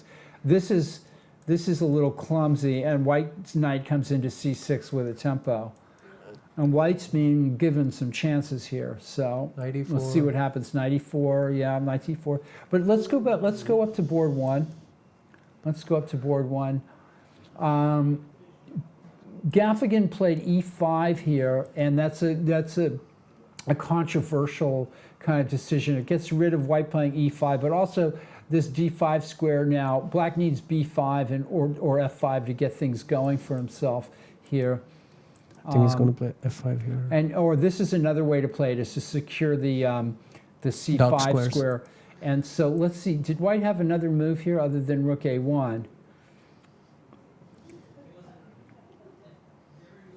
What about just f4 or something? No. I wonder if it's possible to play b4 right now and if bishop a4 to play b5. Just looking at it as a way of, or rook a, or even playing rook a1. If bishop c6, rook a6. If b5, I'm trying to find some way. Whoops! I'm trying to find some way for this to work, but black is doing okay here, I think. Now, then the white knight needs to come to d5, and that's what it's trying to do. Bishop h4 is kind of a probing move. You know, white certainly doesn't want to exchange dark squared bishops here. That's his good bishop. And black is trying to get white to play g3 just as some tiny little concession. And also, all of black's pawns are fixed in the dark squares. This is good strategy by black, this bishop g5. Gaffigan f2. Gaffigan is a strong, can play these positions pretty well here. And black is, if bishop f2 now, which is the move to prevent the exchange of dark square bishops, black is going to maybe try to come around with knight c5 and knight e6 and Knight f4. yeah. This white squared bishop it's almost worth it for white to play pawn to c5, you know, to get to make this bishop come alive. What is the knight on b1? Where is it headed? Well, c3, d5, but then the black bishop can take it off, Yeah. and that usually is a good exchange for black in this position. Because all, yeah. But we'll see. I mean, this could peter out into nothing. So we're gonna go to board 2, where the young Eric Lee is pressuring the Larry Snyder, National Master Larry Snyder here. Bishop f2. Black is really kind of pinning white down here, And they have that's two kind of bishops. the two bishops and you know, Isolated pressure. pawn. And white's taken all these moves just to get his king to g1. You know, this was just a whole lot of planless play from white, I think. And black has been much more on point here with his moves. Okay. We know what happened in Clemens Wong. That was a win here. Oh, this is this This game. should be interesting. This was a very good game. Knight No, this has been a King's Indian. Oh, okay. I see. Oh, I see. The bishop And was- let's go back to some place around here, and we got this kind of white's attacking on the king side. Black is getting the c4 square, and white's threatening. You know, this is wild and crazy, folks. Even though white's king is in the center, I don't see any. White's direct- king is in the center, and I don't bishop see any takes direct f6. threats though for the white Can king. black play knight takes g4 here or something? Well, let's find out what he plays. Queen e7. Okay, gets the queen off the c file and protects the knight. Rook d1 protects the bishop. I think white there's the possibilities of black playing knight takes e4, knight takes g4, or something like that with the unprotected bishop at d4. Similar tactic to my like what I hung today. Yeah, D4 square. pieces in the middle of the board that are unprotected, watch out. So white plays solidly with rook g1, but the whole position is kind of like very volatile. And black connects the rooks with bishop d7. Now maybe he wants to play a5. And white doesn't want to play g5 because his whole king side play will stop here. But he's got to find a way to try to make some progress here. And that's what he's thinking about. Okay, g5, knight h7. And then the dark squares can go to black pretty quickly, unless white finds a way to play f4. No, but g5 knight h7, then you just try to exchange your d4 bishop for the g7 bishop, maybe. And then because- king g7. But that's what I'm saying. That position, black is very solid there, and black still has the idea of playing a5. So and there's the dark squares too, where white needs to, in order for white to generate some play there, he's going to need to play for f4 or something. On the other hand, can white make any progress by playing g takes h5? I don't think so. That doesn't seem to work either. White has to do something. White should maybe play g5 here. g takes h5, knight will just take it. Yeah. Or maybe white should play g5 here. He has to do something. You can't just sit here forever. Rook Black g1? has ideas of playing on the c file. This game is interesting. Are there no ideas with... And the knight will be stuck on h7 too. Okay. Is rook g1 even a move here? Yeah, but that's another waiting move, and I'm not sure that You want to wait that he as white should in this be. position. Okay. g5 knight h7. Somebody, Bumblebee 2409 is saying g5, knight h7, bishop g7, king g7, and rook a1, a6, yeah. targeting the a6 pawn. Yeah. It can be defended, of course, but I don't know. White king's still in the center. f6 is a possibility. There's all kinds of things going on here. b takes... Bishop takes c4 will leave the b pawn maybe Isolated. vulnerable. So I mean, there's a lot of dynamic things going on here. And we'll kind of come back. We'll see how the players solve that. We can't answer all those questions. Okay, this was an interesting game with the, we were going to see what minor pieces, here we go. And black could seriously think about, well, if he takes on d5 and then plays knight d4, black is definitely better in that position with a strong knight on d4 versus the, but he's trying to get even more by playing this and not taking on d5. And this is just starting to look absolutely beautiful for black. This is like textbook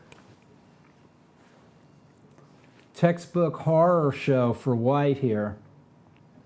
I mean, there's technical difficulties here, but this is looking, the knight, you know, I'm sure most endgames would be lost if it was knight versus bishop here. This is very, very suspicious for white here. No, but how does black break through on the light squares though? Because of the Well, black has to be in these kind of positions. Sometimes what wins the game for black will be patience. Yeah. Just improving. Like, okay, I'll make my queen a little better. I'll make my bishop a little. I make my rook a little better. I'll advance my pawns a little bit. I'll slowly start. You know, I'll be alert to the tactical possibilities, and maybe the knight can switch around. Possibly at some point. So this is where in a U1600 game probably they just think that the knight for the bishop is better here. But if you, I think that black, would be the most. I like how Ethan just played King G2, saying, "Okay, take you my know, bishop." and that's even a possibility too. Remember that transitioning into if you can put the rook on d4, right, and achieve a winning position that way, knowing when to switch, it's possible that will be the right move. At some point, knight takes f3 will be the move. No, but that, if there were no queens on the board, yeah, knight takes f3 is obvious because then the rook comes to d4 and then attacks those two pawns. And yeah, maybe, yeah. So those are all possibilities. All right, Gianluca Pane versus, he was a pawn down, and he's still a pawn down, and black is much better, if not winning, especially with these, white has weak pawns. White has weak pawns at h5, and now e5, and with these three minor pieces on the board, this should be a win for black, I think. Knight coming to c4. This is a matter of technique for stronger, for international master or senior master and above strength, I think. We'll quickly move to this game where this was Glitzy Castles. And looks like black is close to collapse here. Yeah. Black is E5. bold as brass, taking on d5. And white occupies this square on d4. And that's not, he's taking a positional approach when it looks like maybe that's the right thing to do, because I'm not sure that he has a tactical knockout here, like knight d5 or bishop takes c4. And so he's just gonna, he's Knight d4 is threatening rook e1 check simply. He's because 2 pawns down, and he's just going to play a positional game here. And you've got to admire White's strategy, even if it's not the right one. It's at least it's playing with an idea. I like it. So White's 2 pawns down here with a lot of pressure. Do you understand? G3, bishop G2, does it seem slow? And it does seem slow. He could play bishop e2 and rook with the same idea, but he's going to put the bishop on the, he could play bishop e2. It's the same, almost going to amount to the same thing, I think. I thought bishop e2, bishop g4, get rid of the bishops and the e file come crashing down the e file. Yeah, well, you know, White can get those other rook to e1 and bishop g2 pressures d5. Yeah. I mean, black is in trouble. It could be in trouble. Then there'll be queen a4 after the knight moves from b6 to f4. This game, okay, so black just had to give up the exchange here. This was a very unusual game. Rook ha, wait a minute, g5, what about bishop g5 check and g takes f5? It's possible that bishop g5 check, king f7, gf5, gf5, and there's no way to kind of save this constellation of pieces over here. And so that's one reason why he decides to play g5, but and why does black play bishop rook takes h6? This is just more unexplained kind of moves here. Yeah, maybe if he kept the bishop together. We'll go back here.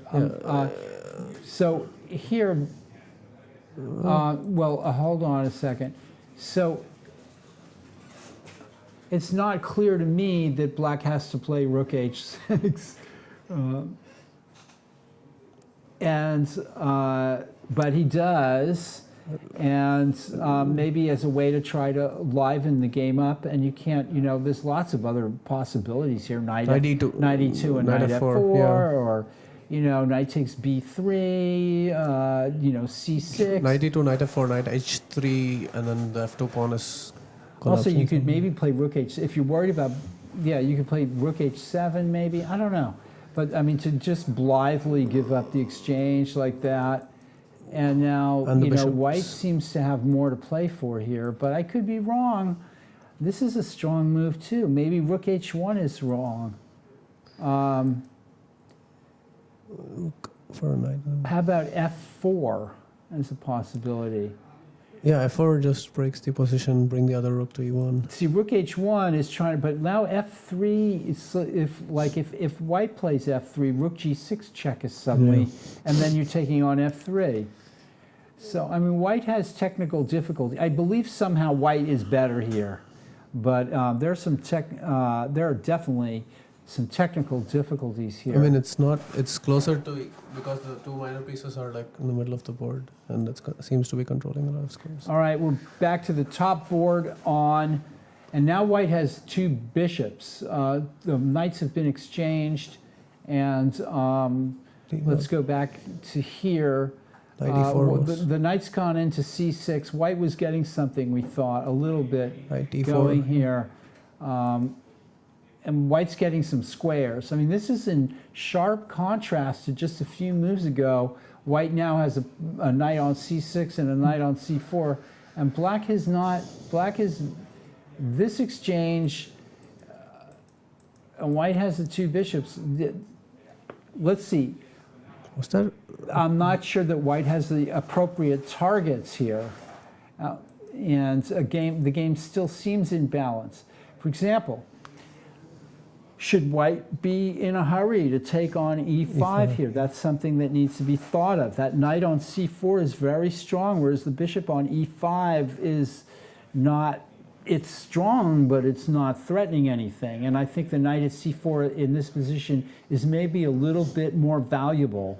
For example, if white could exchange the dark squared bishops instead, Even just something like bishop e2 here, just, you know, sit for a while. set bishop Yeah. e2, just the idea Right. of, yeah, opening Yeah. some Or tactics. h4, king g2 and h4. I mean, white is, you know, white can, you've got to watch out for rook a2, but then queen d3 and everything looks kind of protected. And so, okay, so let's see though, knight e5, maybe it's not that, you know, this is, it does look, white's coming in on the dark squares. Queen f6 next, I think. So black is still Oh, he's gotta just be going careful. bishop h6. He's just going bishop h6 next. Queen d8. Yeah, that's Yeah, then bishop h6, and then rook could come back to e5 or play f6. I mean, yeah, if a white bishop gets to e6 or something like that, this could be bad. And black no longer has mobile pawns. This is not. This is also good for white, I think. Ultimately, should be good for white. rook a2.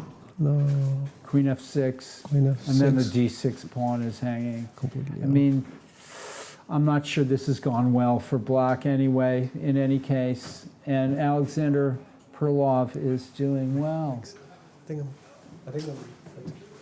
Thank you very All much. right, Paul. yeah. Okay, thank Yeah, you. I still Thank need you, a draw Ron. in the last round. Yeah, congratulations. You know, you're doing great. Okay.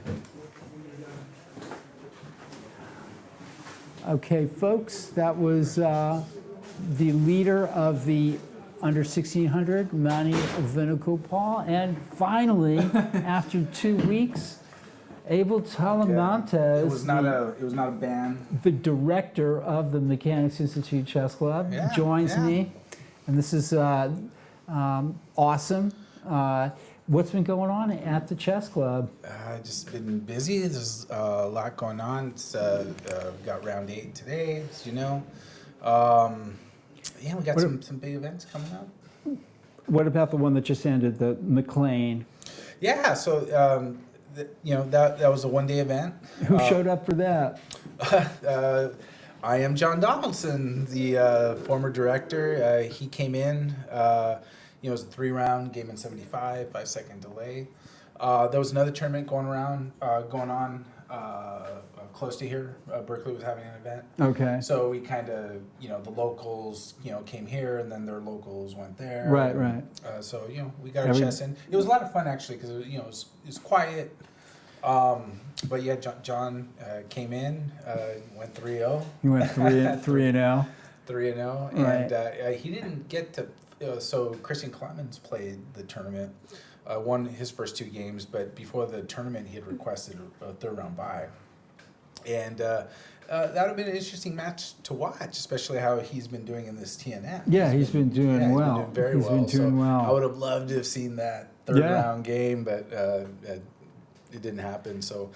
But one of the cool things about the McLean is that Ken Fong, who's mechanics regular, and he's been around since forever. back in the day, right? Right. And he sponsored a brilliancy prize for the tournament, and he's doing it for the Burger as well in next month. And I've been playing since the early 1980s, and I remember when I played, brilliancy prizes were like a regularity. They've gone in and out of fashion. Yeah, They have. And I remember I used to play the Lyra tournaments with in Sunnyvale, and those would have brilliancy prizes. And I remember, you write brilliancy on the top of the score sheet. And Hi, Aiko. hey, yeah, and but I think the players don't understand what that is, and I think we got to do a little bit better, especially the newer players that probably have never experienced, what that. Because I said, hey, if if you played a really good game, you're proud of it, write brilliancy on the top. Paul will go over the game, and we're gonna have a first and second prize, and we had 3 submissions which I was surprised. Cause I said, if you want us to take a look, just write brilliancy. We got these prizes to give out. So 2 of the 3 that submitted, the player lost the game. And then the other person Well, that's kind of cute almost, right? Yeah, like, oh, my opponent played such a nice game. and they ask, so, do we split the prize or does it later one?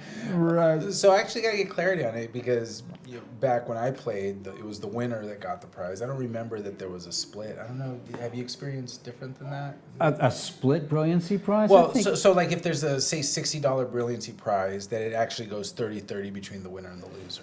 I think the winner. I've never heard of that. Okay, yeah. So I didn't know if it was me. No. We were greedy Abel. pigs back in the day or something. But no, like the person that won submitted. But it was the 2 players that lost actually submitted the prize. So then you start thinking, okay, if they submitted I'm flabbergasted. should it go to that? All right, so I don't think that was the intent of the prize. And then there was another game where I haven't gone over the game. But the rating disparity was pretty big. So even though it may have, I crushed this weak player brilliantly. right. If I may say so myself. So we got to take a look at the game. You'll see the game because it'll give you the game. But I just think we got to do a little bit better job of kind of, educating, what the brilliancy prize is and, what to do. And I never won a brilliancy prize, but that's not because I didn't I play did. so many beautiful I brilliant games. won a brilliancy prize. I played a tournament in San Jose. It was at Burnett Middle School, and it was walking distance from where I lived at the time. And it was the first round. I was on board 4. I actually remember that. I was 1630 rated at the time, and I was playing John Bidwell, who was like 2285. I want to see this game. It's in the California Chess Journal. Okay. So they offered brilliancy prize. So I've always been an Alekhine player. Right. Oh, I still do it now. And I was white, and I played E4, and he played the Alekhine. Right. And it was just sort of like You knew in what to do. Yeah, right. Yeah, I'm not someone that preps openings. I've never done that ever. But this one was right in my wheelhouse. So he slipped up, and then And you just took I got it in to there. him. Took it in there. I was excited, and then I won the brilliancy prize, and then I submitted it to the California Chess Journal, and they published it. So it was kind of fun, and I have it because if you go to Chess Dryad, you can see the old issues. Right. Well, point me to it because I want to see it. I'll do it. You know what? Just for just as you publish all the games where you just pounded every every what a famous chess pleasure. player. Not. I might There's some, taken every offense. single one. That have taken offense to it. So, but yeah, I might publish that one. Just number should. 1 because I can, but number 2 is absolutely because it's kind of fun. Because for me, it was kind of like a special moment. I mean, my highest, That's why we play chess. my highest rating I ever achieved was 2036. But for That me, is definitely up there. in my chess career, that was one where I'm always gonna remember that one. Yeah, And, So yeah, I'll publish it. Yeah, and it was fun. Judith, are you going to come and sit down and tell us what's been going on here? Yeah, so we're talking about the brilliancy. Here, prize. we're going to scoot over. You got to put your chair within the blue Should I come line. in between you guys? You should, yes. Here Come you between go. us. There, are you in the blue within the Oh, yeah, blue you got it. thing? I am totally with The it. blue line. All right. So we're talking the brilliancy prize. How we probably have to do a little bit better job of educating people what it is. But I was saying that I won a brilliancy prize at a tournament in San Jose where I was 1600 and I beat it 2280. And then I wrote brilliancy on it and I won it. And at the time, the brilliancy prizes were like clocks. Chess clocks. You won a chess clock, right? We were giving out a cash prize though. Yeah. Yeah. Yeah, cash prize. So I submitted my game to the California Chess Journal and then they published it. So I have it. So I might publish it in the newsletter. Nice. But anyway. Nostalgia. For some nostalgia. The only great chess moment that I ever probably ever had. No. But You've had some yeah. great ones directing here at the club, that's for sure. I No, think. that's that I'm better off sticking to that than I am playing chess. So what is going on coming up at the club? The burger's coming up? The Donaldson. Donaldson, yes. The John Donaldson. The John Donaldson Championship. Tribute Championship. Yes. the Is tribute. John going to play? Yes. John's Yes. going to play. He said he's got to rearrange some stuff. Right. But I mean, he promised you, didn't he? That's what Well- he told me. well, no, I didn't say promise. I said he sounded like he's going to play. Just the scheduling. I think there's a cat that needs to be attended to. Yeah. Taken care of.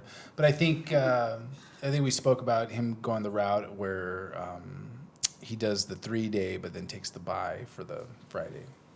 Because then that way it's 4 FIDE rated games that he would get. Okay. So that's a $5,000 prize pool based on 90. Similar to the Wilkerson, we did the Wilkerson. Right. And we had a strong showing for that. And we had 90 for that. So, Right. No, similar to the Addison. We're going to end the The year. Addison, We're right. going to Addison. end the year with a bang. Yes. Yeah, we're Yeah. gonna go That's what strong. we are going for. Yeah. Ray Kaufman signed up. Ray Kaufman. When And- I see back in the area, I thought he was like, Yeah. yeah. Okay. Yeah, he signed up. So we have now 2 title players, hopefully. Yeah. Is Elliot and we'll playing, get of more. course? I'm pretty sure. Pretty sure he is, and we do expect a lot more Yeah. title players. It'll be a big, Yeah. full on, Yeah. full Yeah. contact. Something that we've come to expect here at the Mechanics. Yeah, Yeah, we're yeah, into yeah. full contact. Yeah, Right. right. So And what else is- Brian Dole told me too that they just had the Berkeley Weekender this Uh-huh. past weekend, and he advertised it. So he said that there's a big interest. So Nice. thank you so much. And Thank you, Berkeley Chess Club. Yes. speaking Exactly. of Berkeley Chess Club, I like those guys. We may get a visit next week here from Elizabeth Shaughnessy. Wow, is she going to come in and Well, hang out? I texted her, right? Because we're going to talk about a few things. I hope but so. I said, we'll get you on the broadcast. She's like, I don't know if I'm No. She's But got. she She should has bring to, she Brian has to to. all the two of them. So- Make a pledge to her. So I'm hoping we Yeah, can come use on this now. platform to do a little bit of peer pressure and get her on the broadcast. And Absolutely, she's legendary around Yes, here. absolutely. Yeah, so- we've got to have. especially it's the last round next week. It's like, come on, Yeah. you gotta jump in there. So and I'm sure you can convince her pretty well. Although I know Elizabeth, but not very well. I mean, so it's again, they're like I've been like ships in a night sometimes passing with people. Like Yeah. some people I got to know really well and really, and other people like hardly saw them at all in a way. But Maybe that's your chance to get to know her. yeah. Like Jim Eade, Yeah. what a pleasure getting to know him. I'm surprised that I would have thought, without knowing, that you guys totally knew each other. And It's just funny the way it worked out. And Yeah. Mark Pinto and a whole bunch of other people that I just, but sort of, Mark, you know, I didn't know him before I came back. Yeah, but yeah, here- that's what I mean. Like I was gone Before for that, yeah. for a while. Yeah. So we'll see. So Elizabeth will stop by. That'll be the first time since I've been here. Well, especially on the broadcast. 'Cause, She's played here a few times in a few Tuesday night tournaments, sporadically. Not very often. Just like, once in a while. I know I gotta try one of these days. I'll take a stab at their weekender.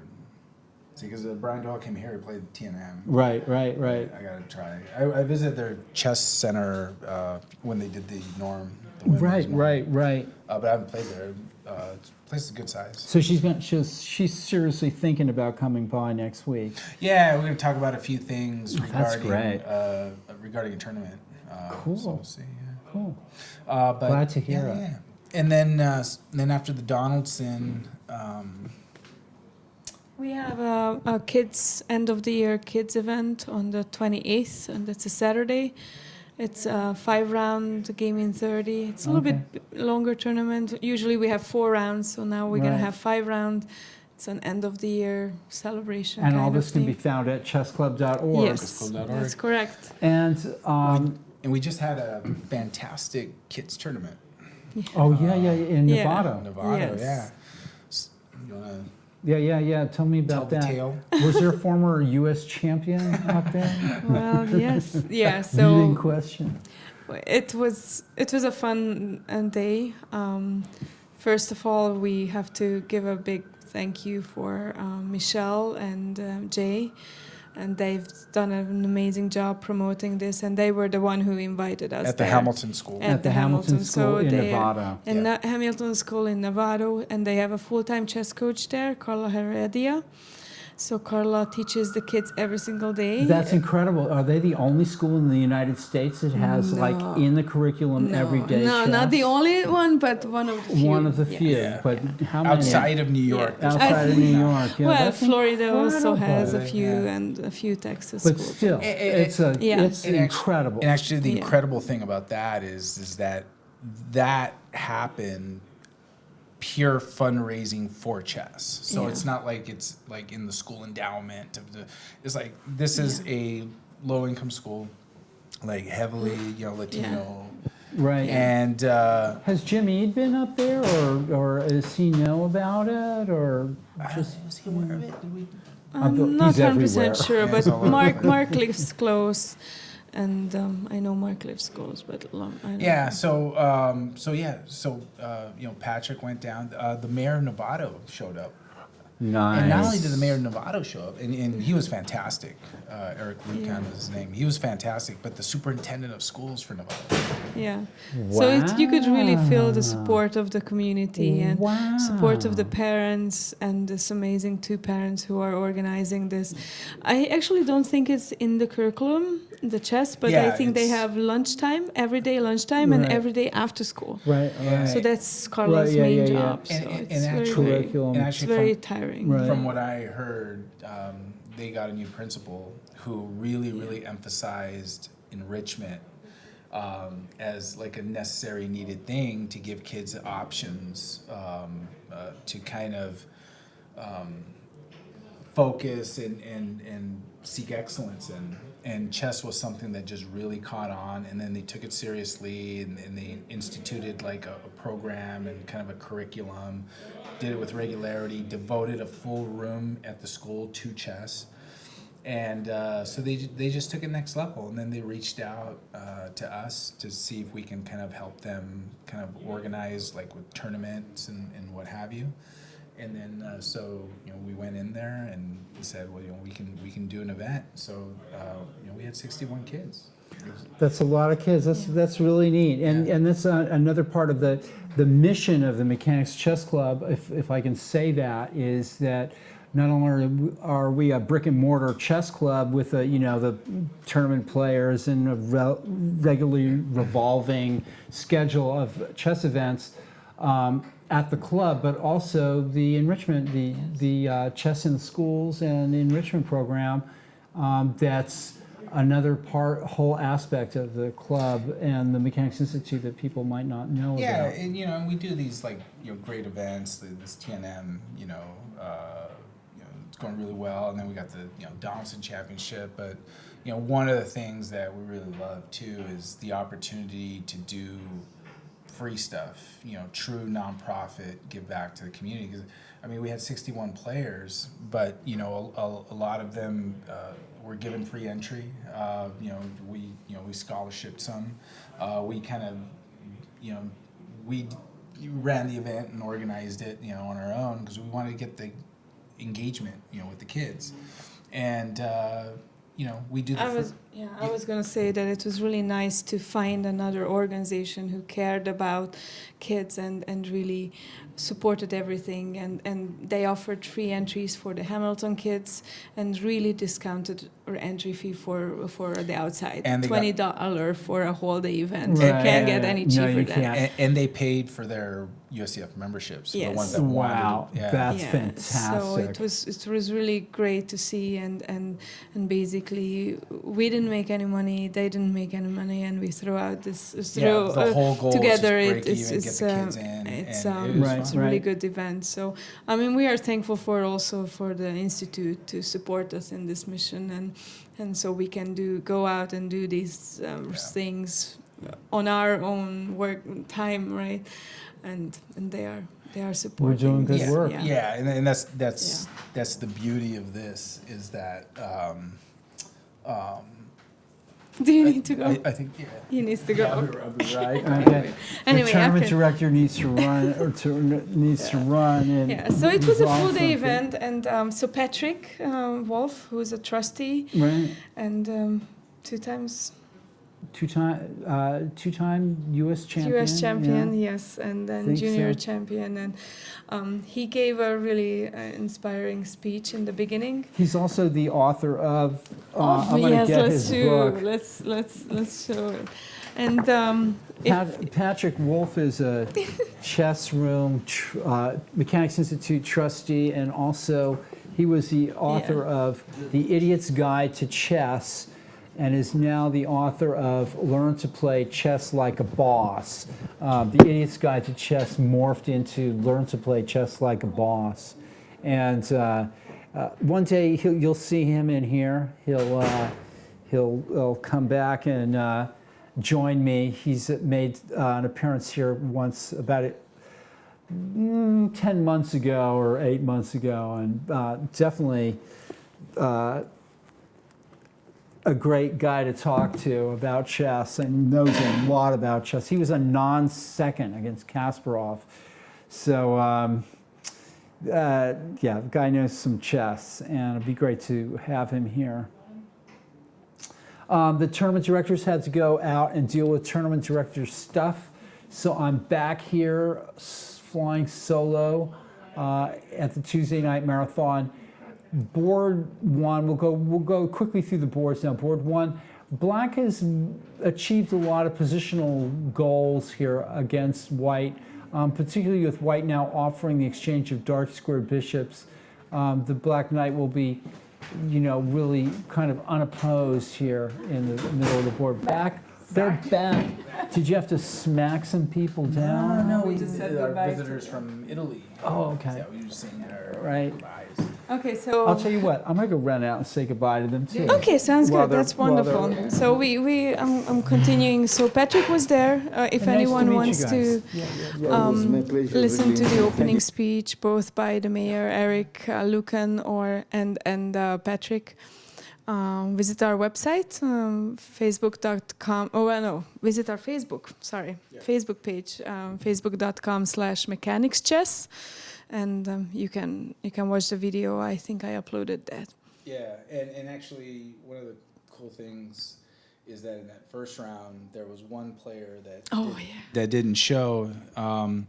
So this girl, she didn't have an opponent, and I think she was in the rated section. Yeah, right? the top player. Yeah, on the top board. Top board. And so the player didn't show up, and Patrick Wolf jumped in. Yeah, and, he said, and he asked me, do you played want the me game. to play her? I Yeah. said, you really want to? And sat down, Yeah, sure. they played the full game, and then after that game, Yeah. they went to the side and then analyzed the game together Yeah. after.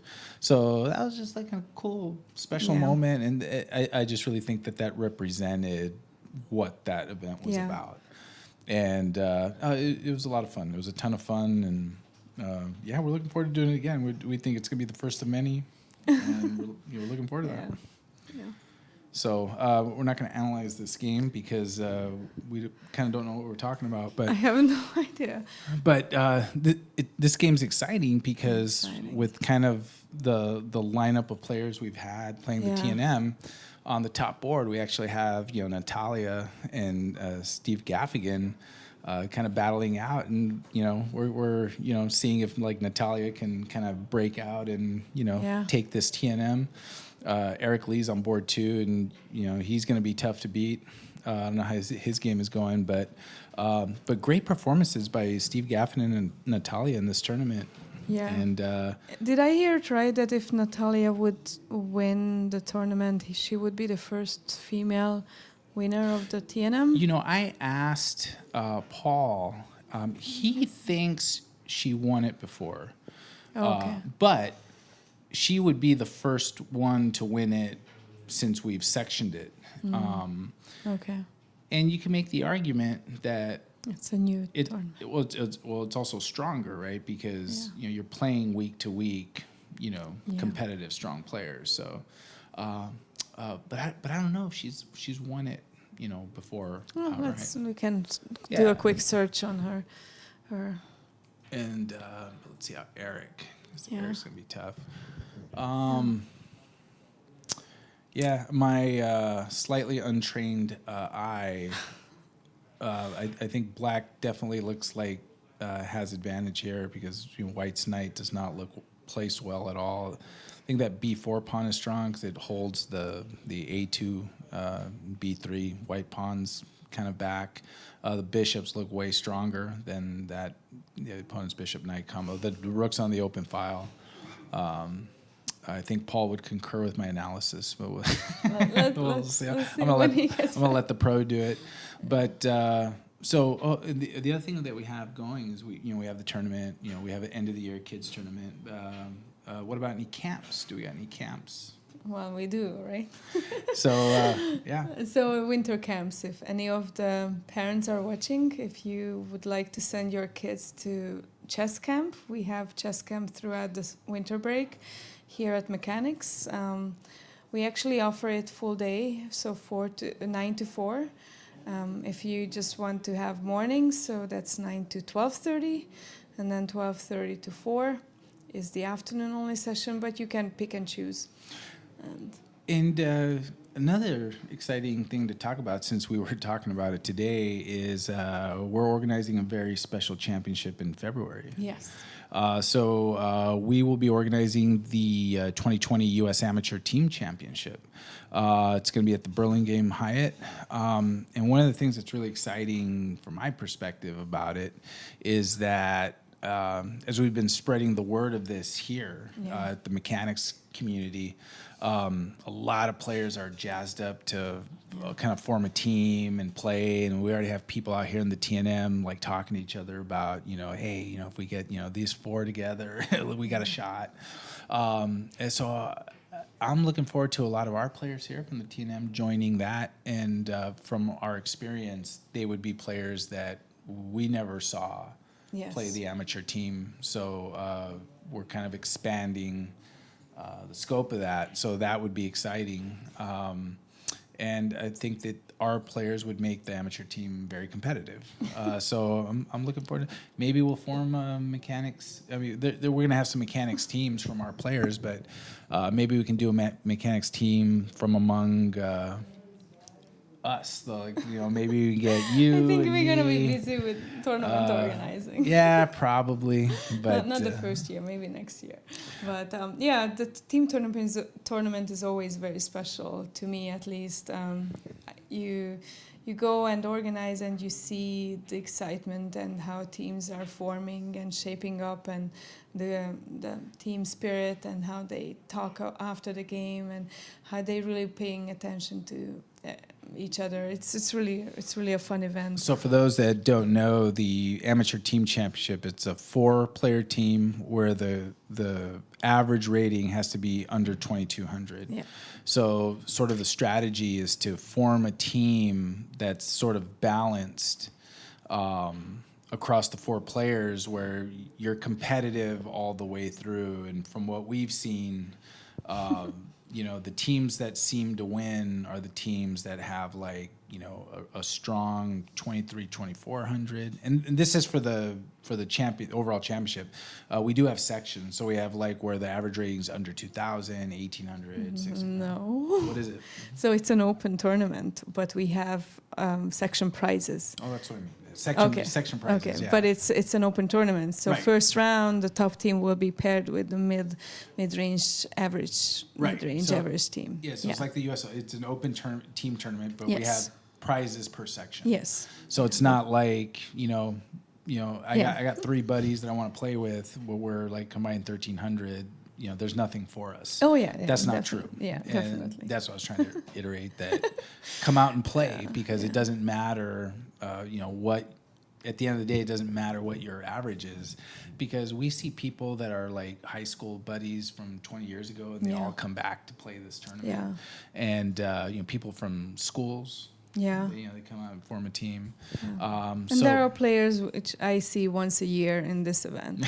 Right. Like Dana McKenzie usually comes, and And the Colty players come out. Colty players, exactly, and Dan Gormanian or something like that. Yeah. That's And the UCLA and the just chesskit.com staff members Cherry there. fan, So Cherry fan, so yeah. it's really a fun event to look forward seeing them again. And I don't know. Lately I'm thinking of how to, because the goal is to reach eventually what East Coast have. And East Coast, it's a huge event. It's a 1,500 event. So they have all these little cute side events like costume party and you know, we have what traditionally U.S. amateur team had the best name category or competition, but I'm not sure if we want to do that again. Yeah. But other ways to kind of make it fun and highlight the team efforts, and I think that's important. So I think we much to learn from the East Coast. So. Yeah, and that event's always been one where people just enjoy playing just to be there. Yeah. It's kind of really for the spirit of chess and. Yeah, so it's fun, for that reason. Yeah, so go online. It's chessclub.org, and if you take a look at the list of tournaments, the U.S. Amateur Team West National Championship, which will be President's Day weekend, it's on there already. 15th through the 17th. You can register already. We can try Are we to putting that on? And we're putting that on in Hyatt Burlingame. And we'll be doing Wow. the commentary. Heads up to Mark because we got to secure you for Yeah, that. you're not allowed to go skiing over President's Day weekend, okay?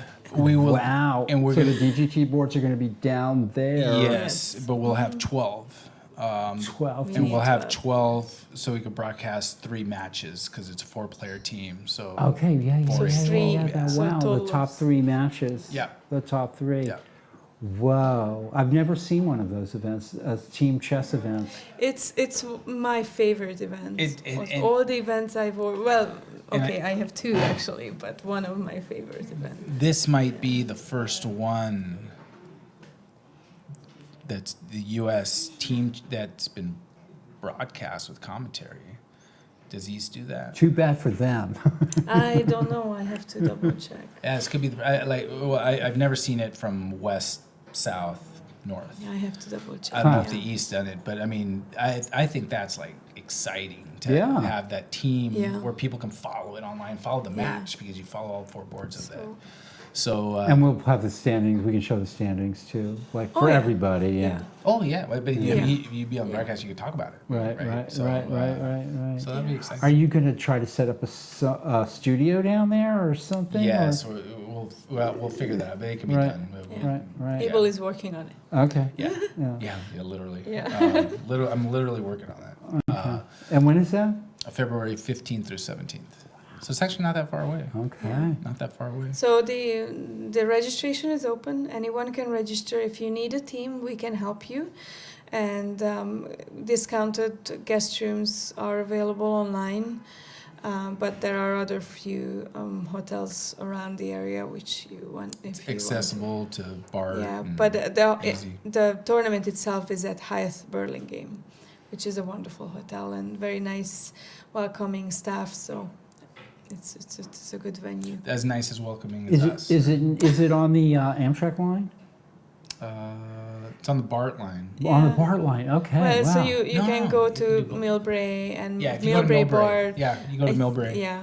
And I you're don't right know- there when It's you right- get off there. Well, not right there. It's sort of close. right It's there. a very, but very short. You text me Uber. and I'll pick She'll, you up. Right. the car service. Gotcha. She does Yes. car So service. anyone needs a pickup, I'll pick you up. Or Uber Lyft thing. Yes, Right, Uber. yeah. Uber Lyft. That might be a better solution, more effective. Wow. So we got exciting stuff like coming up. Yeah. All kinds of stuff. Yeah. So I got to get back out there and see what's going on. These Okay. games are winding down. Oh, we were talking here about Natalia, whether she would this be her first TNM win, and would she be the first female to win the TNM? Yeah, that I'm not sure of. There was a very strong Mongolian woman that played chess here before my time, and I can't remember her name, but she played in a bunch of tournaments here, and I'm not sure if she won a TNM or not. Now, But in my time, I have not seen Natalia and Uyanga Bayamba Yeah, she was have just both come close, Right. but have not won the tournament.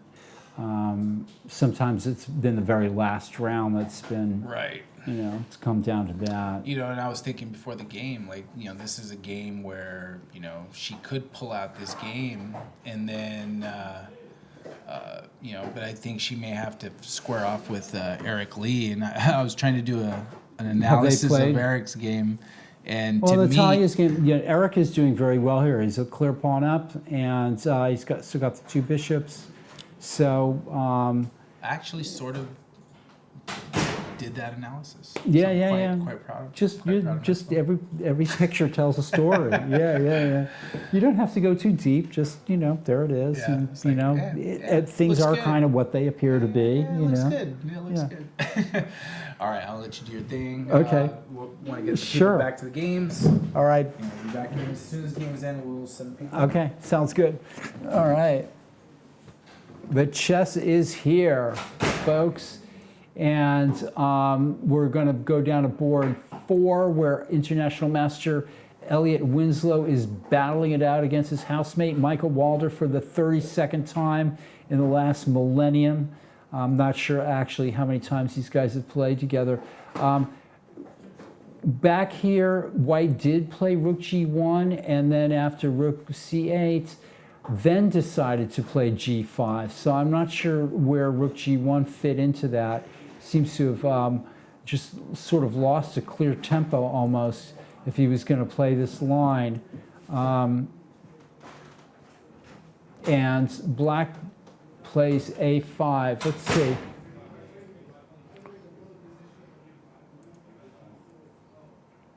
Trying to get something going with if BA5, B4, and that's exactly what happens. The white knight comes back, and Black has a dangerous pawn on B4, but decides to play F5 instead. And that could open up his own king after takes knight F6, although that's dangerous for White as well, very dangerous for White. So things have really heated up with this F5 move. Okay, so if knight F6, Black may be worried about queen G5 and pressure on G6, and then just not being able to get anything going anyway. So plays queen F6, and this endgame is Black is a pawn down, and White plays some simplifying moves here in order to sort of try to corral the B pawn and push through the A pawn. And White is starting to look significantly better here after King G2.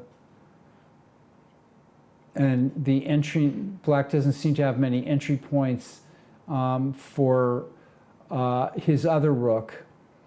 If he could get his other rook to cooperate here, things would look good. Liquidating that Black, the A pawn, is also a problem for Black in this position. All right, White is better, I think. This is Boldy versus Askin. A lot has happened here. Okay, we were back here, knight d5. Black got the much better minor piece. This endgame is looking quite good for Black. It's still going to be a matter of breaking through. F4 might not help White's case here. I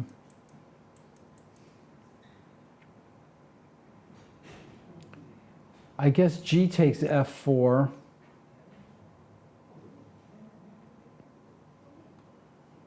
And then Queen H4. I'm not sure. This is, if Black should have taken on F4, and maybe passing with a move like King G7 might have been considered here too. All right, but he's taken on F4. And if GF4, I'm not quite sure. Maybe Knight C2. And that might be the move there. If GF4, Knight C2, it's hard for White to sort of control everything. You can imagine queen f2, queen c3, and suddenly it's a disaster. So white suddenly may be in some big trouble here. And queen f4 is positionally not looking good either. Unless you can force black to take on f4. But even that might be possible, taking on f4 and playing knight e2 and then rook d2. I'm not sure. It looks like white may have to take with the queen here. All right, I'm going to move on to Pane versus, wow, this is an interesting little thing here. Knight c5. Well, somehow we've gotten to here. And is this an easy win for black, or is it a draw? By some miracle. I think it looks to me like black can just run white out of moves in the middle here. A5, king c6, king d4, and then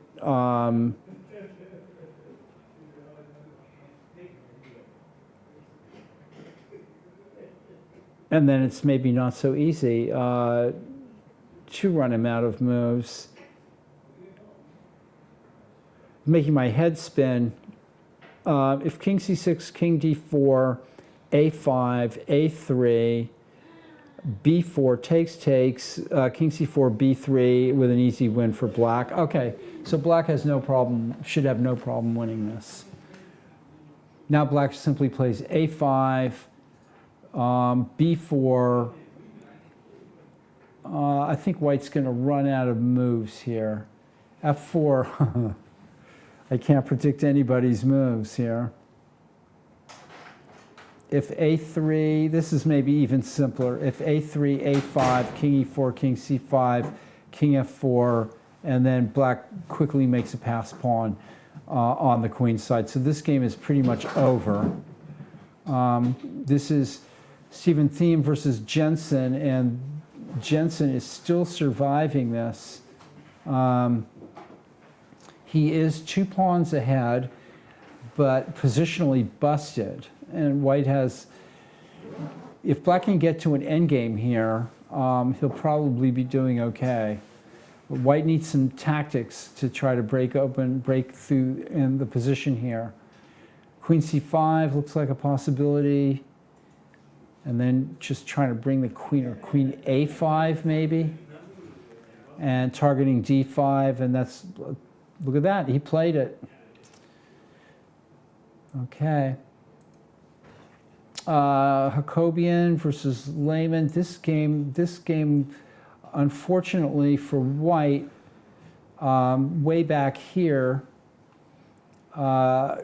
started to get under some serious pressure, although we haven't followed it this far. That threatens d4, and white decides he has to play d4 anyway. I guess if pawn takes pawn, rook e6 check, then it'll play bishop c2 or something like that. And start to get out. Black is trying to keep the position closed here.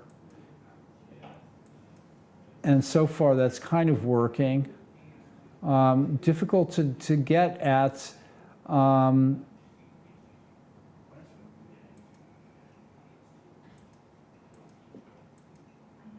The king is infiltrating. This is looking, black is ready to play the king all the way into the white queen side, practically. A5 coming up. White is horribly passively placed here.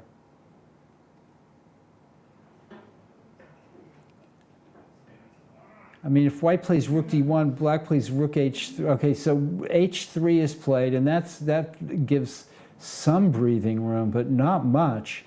It's amazing how white is just cramped all the way down here.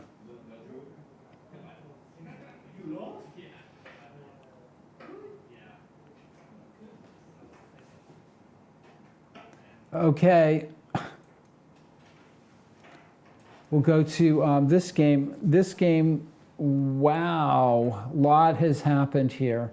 So on queen b2, queen d8 was played, and then bishop h6, f6, h4, and that has a certain logic to it.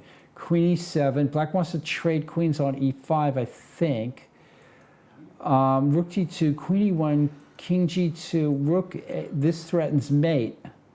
Queen h1 mate. So the king moves to h3. And this position is dangerous for both sides, obviously. King f7 covers, the white was threatening queen takes f6. Bishop e3. And that looks almost defensive in this position. Very, very, white's tied down a bit here. Rook e2, queen d1. And white uncorks this bishop g5 shot. Wow. And I've got to say that's a nice looking move. If f takes g5, then rook e7 check, king e7, bishop d1.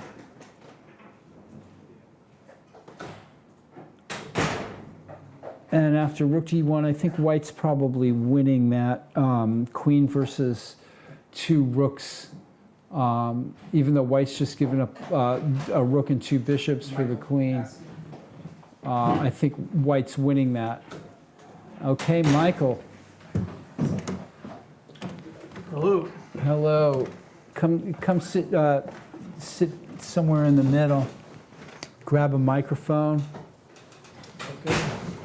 And let's see, what board were you on? You were playing Gianluca. You just pretty much had his number all the way through. I Yeah. think. Well, after Yeah, let's take a look. After rook This is takes- Michael Askin, everybody. after rook takes d4, I just won his f2 pawn, and it was tough for him after that, although it was complicated. But Yeah, come and come. This is Gianluca Pane and Michael Askin. Here you go. And I'm going to try not to do all the talking. You guys can contribute. So tell me what's going through. it's pretty standard stuff. Standard stuff. Was this book for you? No, You seem to be it's, playing pretty quickly, and it isn't really, but I kind of just play that setup because it's what I like to play. But Sure. it's more common for the bishop to still be behind the pawns in this. Yeah, I type thought it of- would be an advantage to have it outside the pawn chain. That's sort of why I went for this early queen c2, but I'm not sure if it actually is. Yeah, it's I not, think white it's not needs to clear go. to me either. White needs to go back to the drawing board here. I think that black has fine. It's mostly that loss of time with the bishop. I think that's just made black have an easy game. You're sort of ahead in development, right? Yeah. I mean, this is what I'm going for with this opening. So. And the queen is vulnerable on c2, I think, as it turns out. And this e4 didn't work out. Yeah, So that was just a blunder because, but Black is clearly fine after. I mean, if knight d4, then the question is if you can play e5 here and what that's like. That's what I thought he would play, and you can it's- always it's take on c3 complicated. if you have to. I would probably take on c3 Yeah. and then. if he takes on But then f3. the other thing is, well, it's just hard to, because then d7 could be hanging Wait, so if later. e5 takes on f3, can I take on f6, takes on e2, takes g7? Wait a minute, no, if e5, what's that? Bishop f3, and then I take on f6. That might be possible too. Bishop e2. But I'm takes on thinking g7. the simplest thing for black on e5 is just to take on c3. E takes f6 and then just take back with the knight. I mean, black is fine in that position. Yeah. If not better, after queen c3, knight e4 or something like that, right? I mean, black's got all the play, right? And white's just kind of reacting, you know. I think that's the problem here. So what if I'm going to say anything, even though I don't know this opening at all, I think that after a6, maybe bishop d3 is not the move. It just seems to give black b5 and c5, and like Yeah, I mean that happens. it happens in like, a lot I of don't know, like- openings, yeah. But here, I just think that it's somehow easy.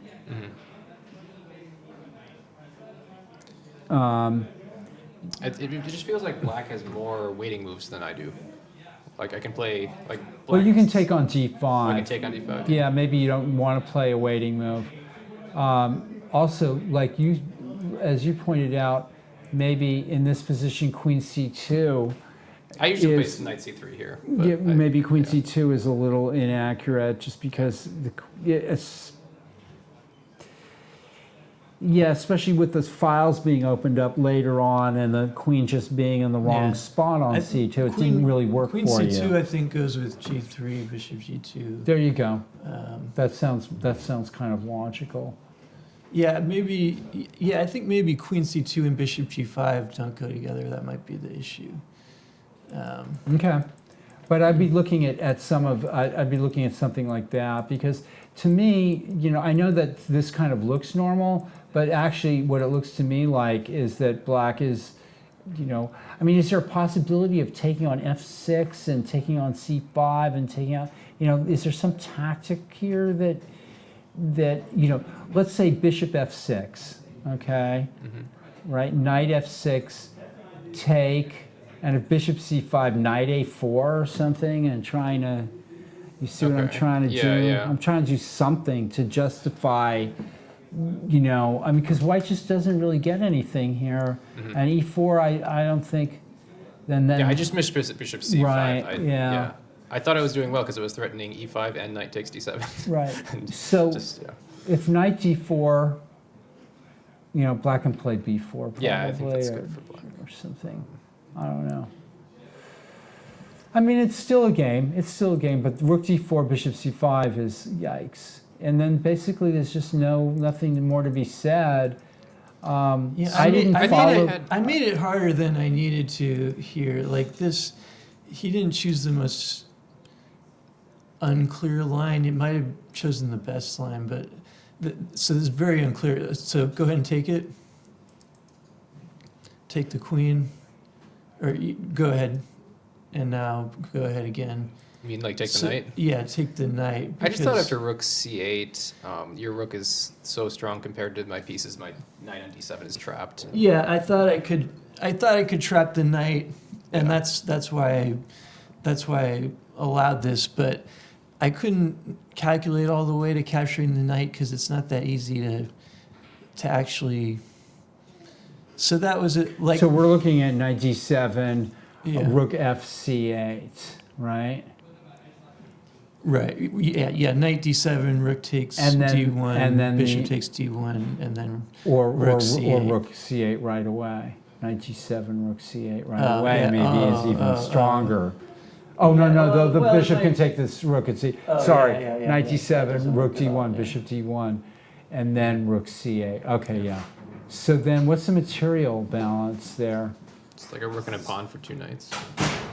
Yeah, Rook and a pawn. so yeah, he would temporarily have two pieces for a rook, but it looked like I was going to wind up trapping the knight, or doing something else bad. But Right, with the I- rook being able to maybe infiltrate, although it doesn't have a point of. Yeah, it looks difficult. It looks, although it's worth looking at, at Yeah. home or something. yeah, So- I mean, I think you would lose the knight, so maybe it's just worse. But this is just now kind of easy position. So it's like maybe Yeah, it this could is be technically objectively better. this but is technically winning It's for. hard to. There's not much you can screw up with. Yeah. This is technically winning for black probably, especially with the white pawns getting more and more advanced, which probably are going to end up being targets at the end of the day. Yeah. Black is finding good squares for the knight and trying to Right, and so this one's yet another pawn, or wins a pawn. Wins another pawn, rather. Sorry. Yeah. So are you getting too fancy there? Or you're not giving him anything. The other way was winning too, I think, but it was the other way. He gets in knight c5 And if he plays takes not- the pawn, and I win the kingside pawns, but then it's like, you know, I So if he have, like, plays a knight c5 here, No, I'm saying if I don't play f5, if I take the pawn, then bishop takes, knight takes, then he has knight c5, Right. and he's Yeah, winning a6. So, Sort of my last so hope. I just didn't want to allow that, and that's and why I if you played take f5. with the knight, and he plays knight c6 anyway, and knight f3 check. Yeah, and now my knight is So I think I pinned, just- and I have to unwind, so that's just a bad move to take with the knight. So what if he plays knight c5 right now?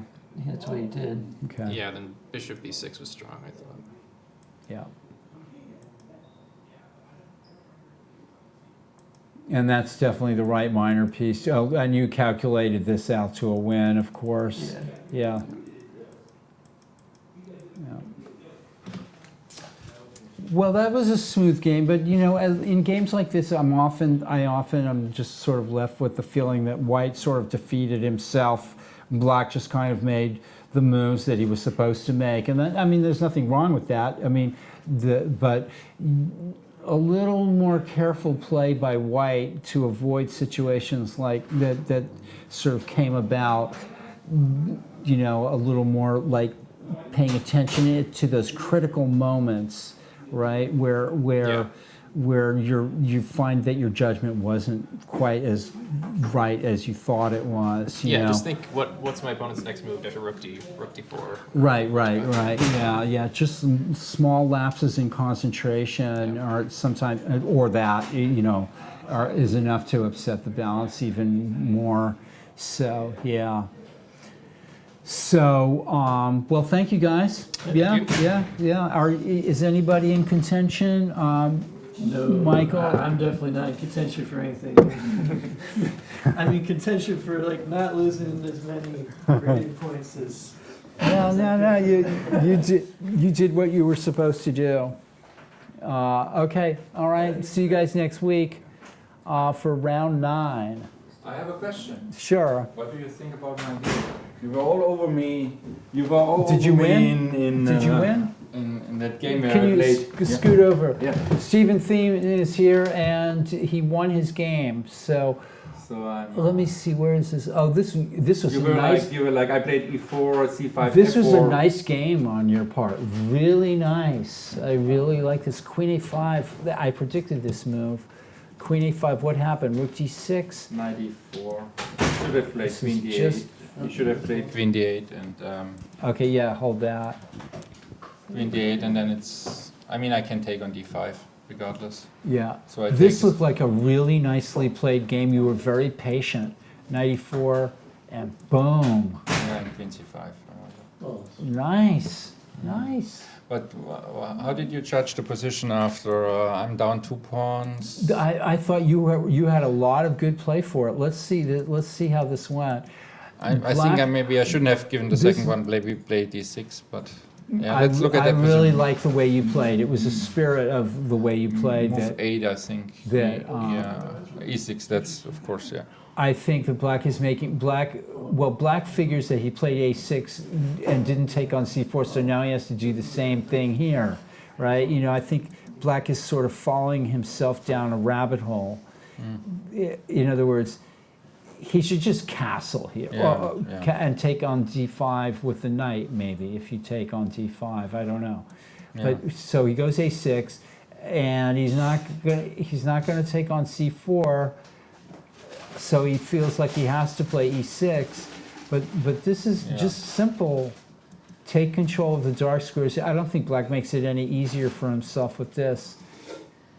And now I really like the way you played. I mean, I don't know if this is the right way to play. I mean, this is really nice. So it's very attractive. just to open the position. Yeah, it's very attractive. And I thought about, instead of d5, I thought about of e5, but yeah, you just you continue to open, and he got greedy, or I guess there was nothing else he could do. But, you know, maybe the computer will show another win here or something. Yeah, but I like the way you played very patiently, and I didn't see the rest of the game here actually after G3. But this was just, you know, you're just sitting on him. Can you go back? Too? I think in this position. He shouldn't take on D4 probably. Yeah, maybe play F6 or so. Yeah. F6, King F7, King G8. Yeah. Even Queen E7. So I think I must have done Queen some E7. Queen E7, Queen A5, Queen Z5, and then I didn't. So I must have done something wrong here because it's. Well, I don't know. It seems to be defended. But yeah. Well, on Queen E7, you could also trade and play Knight D5. Right. I think you're good. Yeah, well, but I got played. You take with the bishop, and already you're regaining your pawn, and right on C4. I have a king on C1. That's always. Yeah. So it's always Rook C8. So. You know, sometimes it's the play that's rewarded, and you know you're Position doing maybe was you're doing the correct thing here, like. This is an interesting move too. There was technical reasons. Yeah, he was like queen. If I move the king, then if I move the king to B1, then he plays queen F5 check and takes on F2. And right, it's messy. A bit messy. That's easy. And now Queen A5 looks incredibly strong. I mean, it's going to win something back right away. Black's position is close to collapse. He was like at 50 minutes after move 12 or after move. He spent like for 3 moves. He spent like. I think this was a really well played game. I mean, I enjoy the spirit behind yeah, you were all over me after I played with Kieran, right? I played E4 C5 F4, and you were like, no, you can't do that. And I was like, shortly did against Kasper. Yeah. Karen, did he win? He beat me badly. I was down like after 10 moves. I was already losing. Yeah. Anyway. Well, you can. Thank you. You can. Yeah. You're too loud. Yeah. Good game. Thank you. Good game. No, you didn't take too long. All right. Thank you. I'm not sure where I left off here. Oh, because Michael Askin and Christian Jensen both came in. Let's look at at the end of Winslow Walder, which we didn't see. King D2. We thought White was in a good situation here, and Black. Oh, that's a nice move to attack the rook at A3 and defend the pawn at. And defend the pawn at A5, so yikes.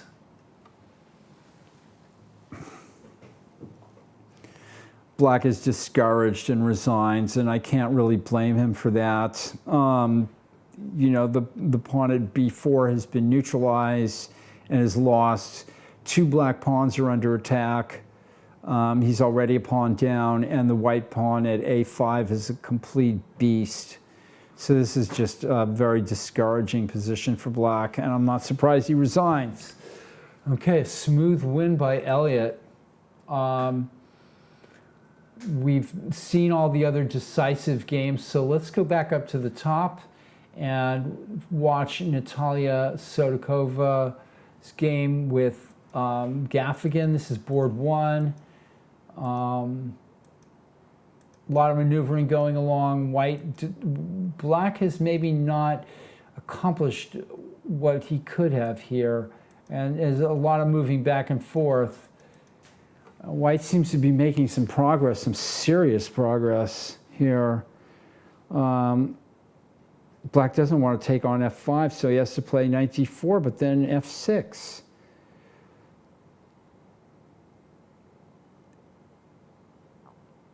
Is close to winning. It's just kind of crushing. Black has definitely made some mistakes here. And let's see, after F4, maybe it was time for Black to take on F4. Allowing F5, and Black moved around too much here. starting in this position, I think black has a good game. I don't know why he's reluctant to play knight c5 and maybe put the rook on f8 and try to play f5 or something like that. But he just, I'll take a look at Boldy's endgame in a minute. And here's a position where usually you want to trade on e3. And maybe black feels that his king is a little vulnerable, but maybe it's something you have to chance. Just holding here and moving back and forth with the bishop without a plan here. And white's playing a little more purposefully, and black is just moving back and forth. And finally, he's open to this. I can't help but feel that white's has made some significant progress here. And she smells blood. G4 is a super aggressive move. And so if H takes G4, Queen H4 and F6, and that entombs the black king. And you just have a feeling that there's going to be a way to get at it here. All right, we're going to take a look at I like the way this game is going for Natalia and Snyder and Lee. And this game, black has won a pawn somewhere back here. I'm not sure exactly how. Let's take a look. Bishop b5, white's under a lot of pressure. And there goes the pawn. And white's probably, black is in consolidation mode here. And just putting on the pressure, black would probably like to exchange a pair of rooks here and the queens, and but it's creating another target at a2. White has just played an abysmally retreating game, and now another shot. Bishop takes h3. So if g takes h3, queen f3, and queen e3, this is white offers the queen exchange, but now he's 2 pawns down, and this is just hopeless. Okay, smooth game by Eric Lee. Snyder played without a plan and aimlessly, as Gaffigan has been doing the last couple of moves, although Gaffigan has gotten further along than Snyder has with that kind of strategy. We saw the end of this game, we've seen the end of this game, and we're on to board 5.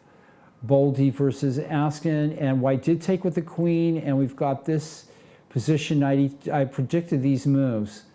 Knight, okay, so let's look at this here. Rook d3, king e2, rook h3 allows rook b7, and that white passed b pawn is a monster. So black has to be aware of that in any endgame here, and that's kind of what's going on here. This looks winning for black, or close to it.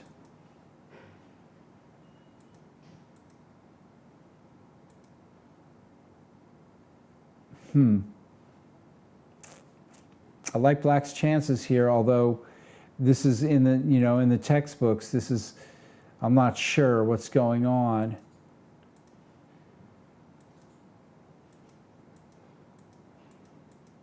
Black is better. Maybe this is not a win. Maybe this is a 3 against 2 is usually a draw, though with the pawn split like this, black has more chances. But we'll see what happens. So far, no, black is crossing.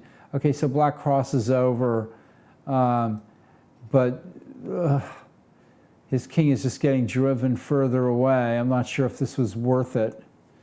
And black is also in time trouble. So now rook e7.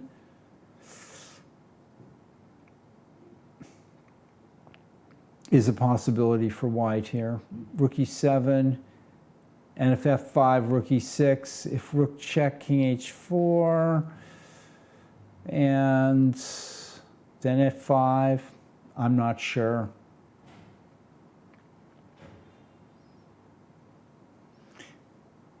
I have a feeling it should peter out to a draw. And Black's taking some risks here to try to win.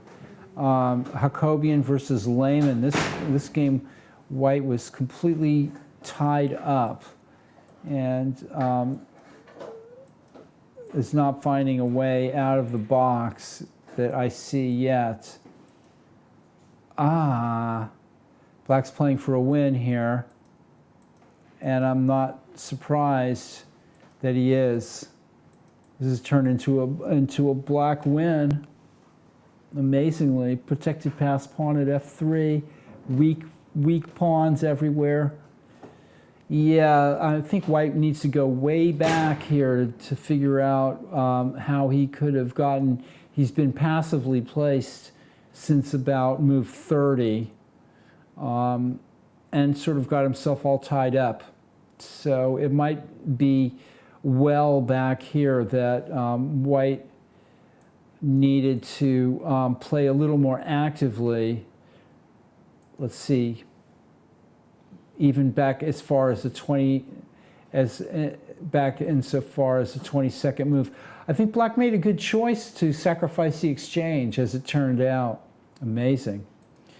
This is Perlov Bush, and Black decided not to go into that endgame we were talking about and go into this endgame. And how this turns out is still unclear. Black has 2 pass pawns. This is amazing. There goes one of them, I think. One of them is trying to reincarnate. Rook f3 was a threat. And now Black could have played rook g3, and that looks like it might have been better, although maybe it's the same thing. Actually, I think not. Black should have played rook d3, and then he would have been able to play rook takes d5 on the next move.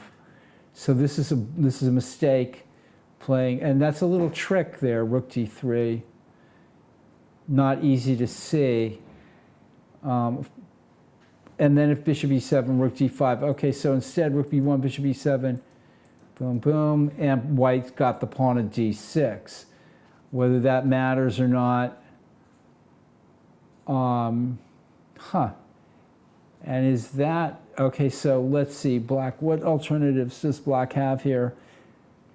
He could try to hold the D pawn, the B pawn somehow. Not easy. All right, maybe he has to play king f7.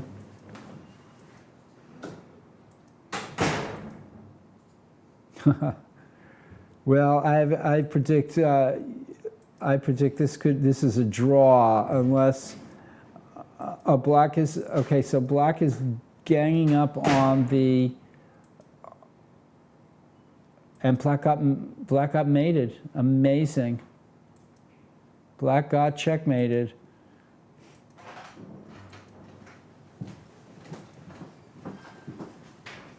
Hello, everyone. You checkmated him. Indeed. Incredible. Isn't that the goal? It should have been a draw. It should have been a draw here. I was about to even offer the draw, but right. I don't know what he was playing for. Is he playing for a win, or he's playing to double his rook and check bishop f2? Right. But so right here, you sit down, Alexander. We're just looking at your game. I won. Alexander won.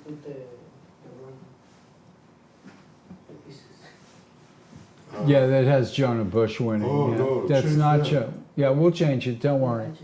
Thank you. All right. So right here, all Black has to do my is son Daniel may be worried at this moment. all Black has to So do is play rook takes e7. Yeah, I totally understand that. Right. I totally understand it's a draw. This is a charming checkmate. That Black finds himself checkmated in just a few moves here. Unbelievable. And he had 17 minutes versus my 5 minutes. What about king e8 here?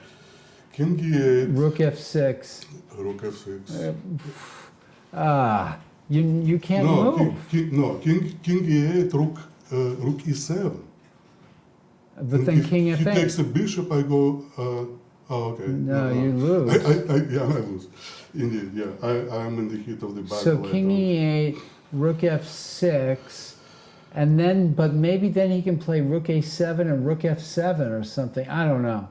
I mean, some computer thing. It looks like it should be drawish. Oh yeah, I'm pretty sure it's a draw. This is, it's amazing. He fell in. What an interesting checkmate. Well, I saw Congratulations. it's a powerful sequence of events, but I didn't immediately see it was a checkmate. Yeah. But Neither when did I. I looked at the board, I looked at my opponent. Oh, it's a checkmate. Yeah. Okay, so nice game. Let me see. Let me go back here. Let's go back quickly. I misplayed the opening badly, and then I think I was much better. Yeah. And then he Black has done well here. And in fact, Black is winning at one point. I totally think so. But here, he just needs to move the knight back. Yeah, you know? I don't understand what he did. Yeah, knight b6 or knight c7. And he's won a pawn. I totally you lost a pawn. Exactly. A pawn is a pawn, and this is a central pawn. Yes, and the Instead, bad position. This he is goes terrible. on an adventure. And I was relieved. I see, now I have two pieces for an exchange, two powerful bishops. Now it's about even. And so this is you know, and he plays well for a while, for a long time. This is, you don't, the game sort of stays balanced. Oh, this is another thing. There's no reason for him to allow you to play knight d4. Exactly. You can play queen d7, for example. Exactly. I was again very happy that he allowed me that. And now why not play rook e8? Again, this doesn't make sense. I agree. Oh no, in this position, play rook e8. Instead, queen a7. This is with tempo, and now. I think this is a good move. It's a good move because it gives bishop more space, and it also lets the king come. Yeah, lets the king come from the first rank. Yeah. So black moves around, and another white piece takes up another strong position. At this point, I think, and here I'm better, but I didn't know how not to exchange my beautiful knights. So I didn't find Well, it. I think maybe what you did was good, but also leaving this knight and maybe trying to exchange this bishop. At this moment, I already was tired, and I think, look, I have two powerful bishops for a rook, and that's not the important thing. The important thing is you can get it on the dark squares, and that's what happened. Boom, boom, boom, boom, boom, boom, boom, boom. White's doing very well here. Absolutely. He may not be winning by force, but it's good. I don't know how about this move, but I thought it's okay. I don't know. But it was. Yeah, he could play queen e5. Queen e5, yeah. Yeah, and then if you take I don't know. No, queen e5, I go rook at what moment? Like before rook? Yeah, right here, maybe queen e5. Yeah. Maybe.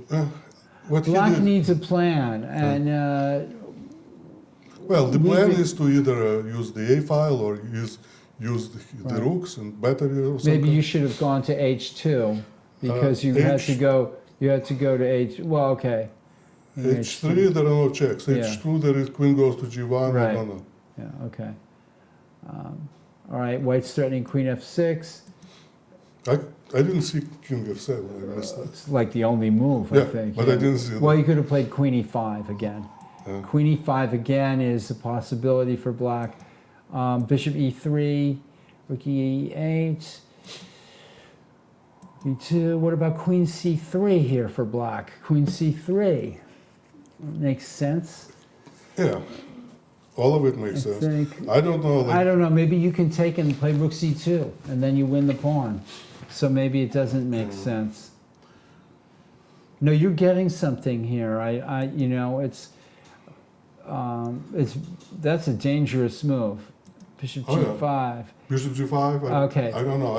I think it wins because I think because if he takes queen versus two rooks, queen versus two rooks, all pawns I think collected. you're winning all the pawns. At the very least, I have a draw, but that's what I yeah. So this is a nice shot, and maybe black should. I was really looking for defense first against rook 8 to a2, right? I was looking for defense, and then I found this. But black missed a couple of moves here. I'm going to show you. I missed that my bishop isn't protected, so I lost the tempo. In this, I was. All right, now he should play rook d3. See, this is rook b1 is a mistake. Rook d3, Rook d3 eliminates the d5 pawn. Yeah, that's nice. But I will take the b4 pawn. Right, and then he takes the d5 pawn. Yeah. And then he makes a queen. Well, oh, and he makes it. Yeah, but and then But wait, and then but don't I have bishop to d1? Queen d3, bishop to d1. okay, so let's take a look. Rook d3. Oh yeah, maybe you can play bishop d1. And if rook d5, bishop b3, threatening to take with check. Exactly. They're all. I couldn't believe I'm losing in this position. These bishops I don't think you're losing. These No, bishops I don't are think you're monstrous, losing. monstrous Yeah. bishops. No, you're not losing. I don't think. Bishop e7. So if he plays rook e1 here, whew, I don't know. It's complicated. Yeah, it's a little. I'm not sure. You should run it through an engine, maybe. I will. I always do. and see I if always do. I know we're always missing something, but we can get away with saying, "Oh, it's complicated." But this and then opening walking was terrible. away. I don't know. He caught me. He caught you. I completely He had a misplayed. very good version of like a Volga gambit. Oh, it's Volga without sacrificing Blumenthal. any pawns. Yeah. I agree. I don't know how he got myself into it. So, if black can keep the well, this is your pawn is very far advanced. Now it's at least a draw. I know that. But being low on time. He fumbled into this a unique checkmate here, which is one for the books. Yeah. Congratulations, Thank you. Alexander. Yeah. They call it. There is a name for this. Epaulette or something. It's similar to an epaulette, but mate. with no queen and rooks. Right. Yeah. The Similar to an epaulette. Bishop makes another. Yeah. All right, good. So you tied now for first with Jonah. Yeah. You at 6.5, both of you. So who is in the first place? Is it by coefficient or is it by the encounter between the people? Or you don't know? Sorry, I'm just saying to Certebo, they were here tonight, and the Italians came in and tried to muscle in on our territory, but we stood firm, and everybody signed a peace agreement. And thank you. Thanks. The Italians showed up, and they're saying hello, and. Italian chess players? Italian, and they have a DGT, like a sort of not a DGT board, but it's a technology of playing I see. Pietro and Andrea. I see. Interesting. Yeah, that's a position I will put on the wall somewhere. Yeah. Especially if you win next Tuesday and win the tournament. Oh, gee, it's hard, But I need to lose weight, so for that. That's good. It's good. You're playing well, and you guys, it's an epic battle. Jonah sort of gave you a fighting chance. That's the way I felt. Like he had it so easy out of the opening that he was like almost being a good sport about it.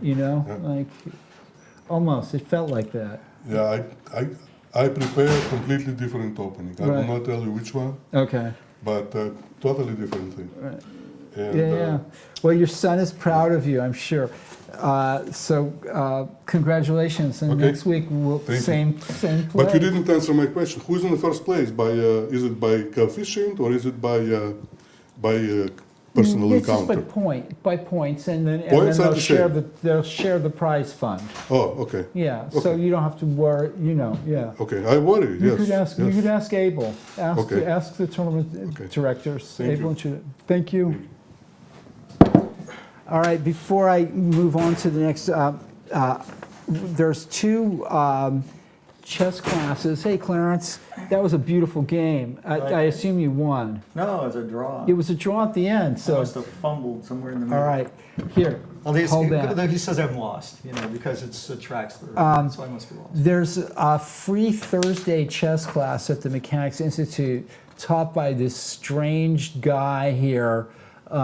His name is Paul Whitehead, and first 3 Thursdays of the month, I teach this free class at the Mechanics Institute Chess Club from 5:30 to 7 o'clock.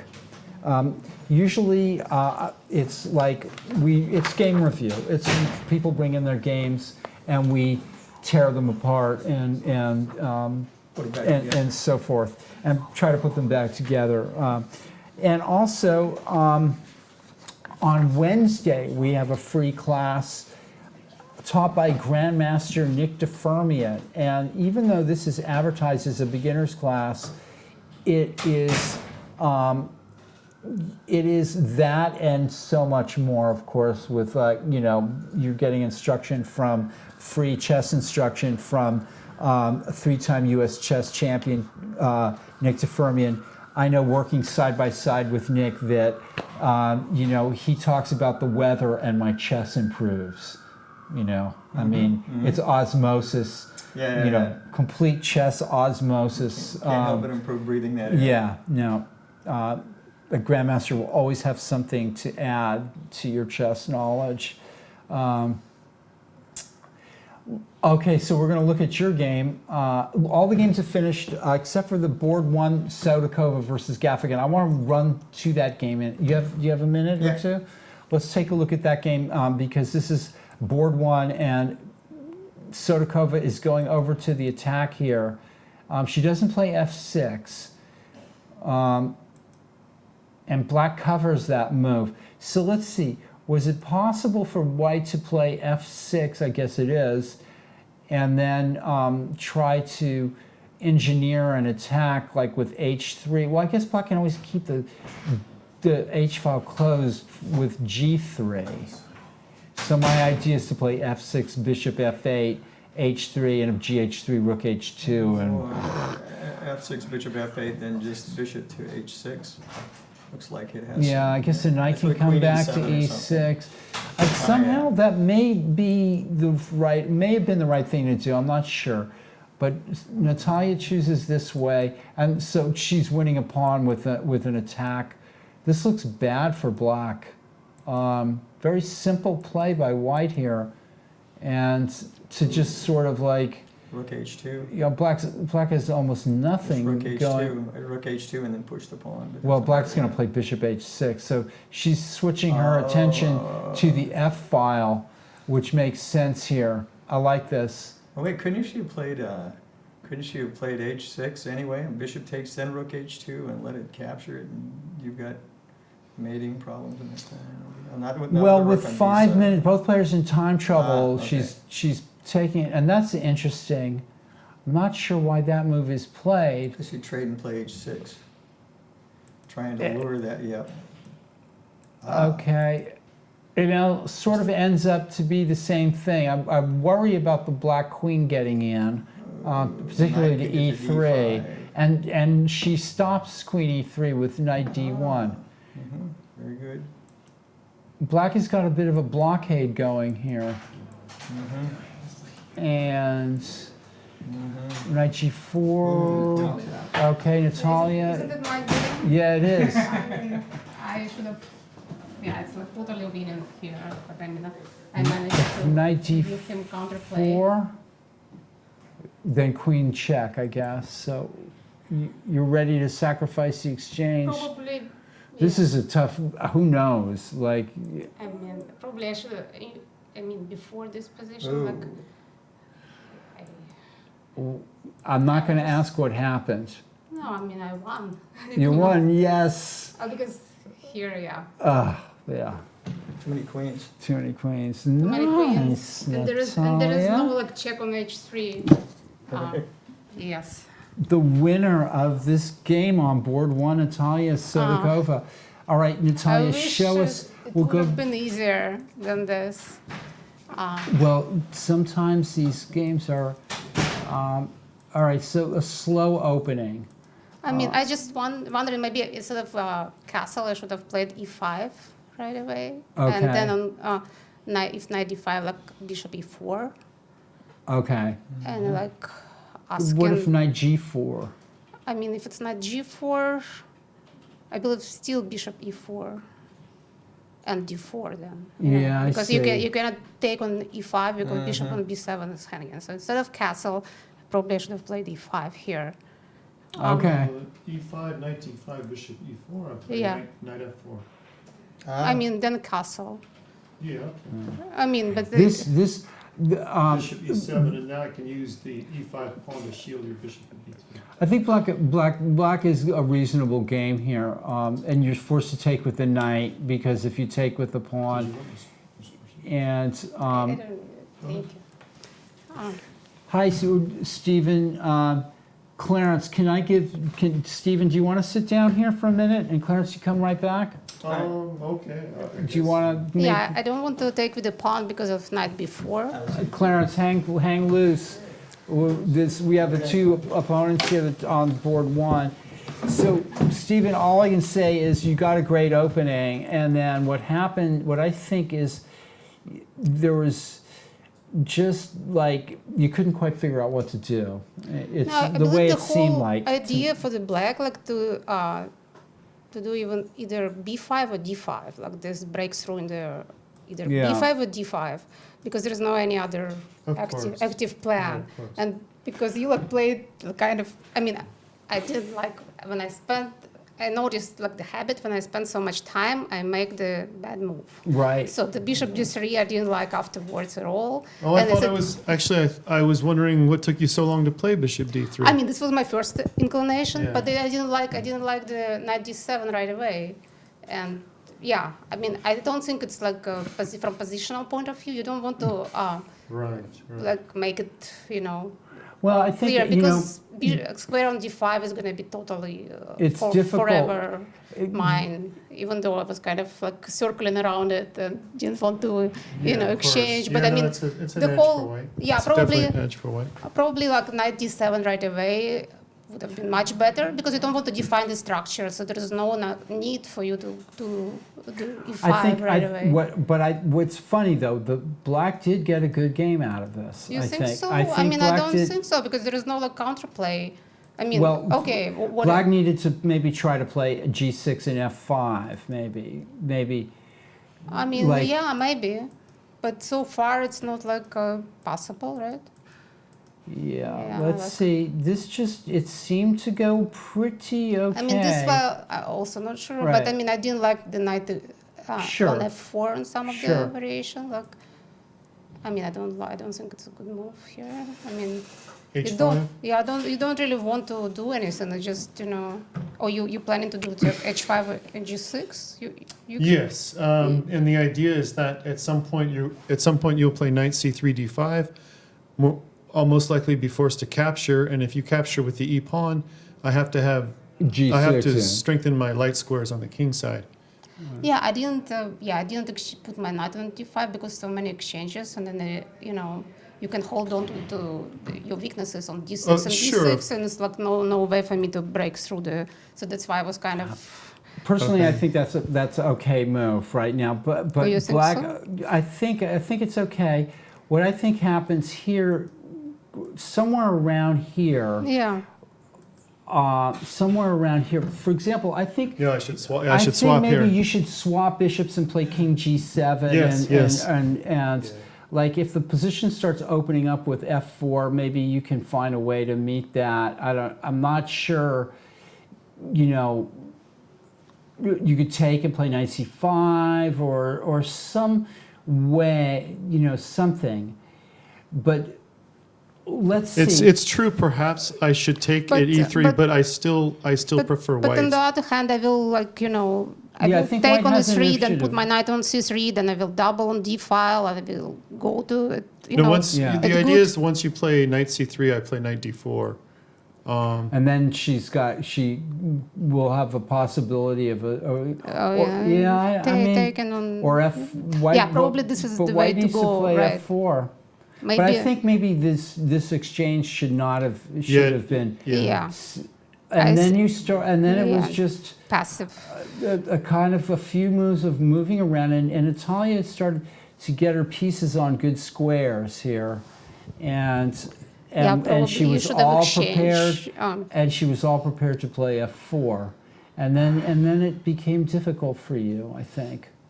Is that the kind of what you thought? Yes, absolutely. So of course, Black is passive with weaknesses at D5, B5, and D6.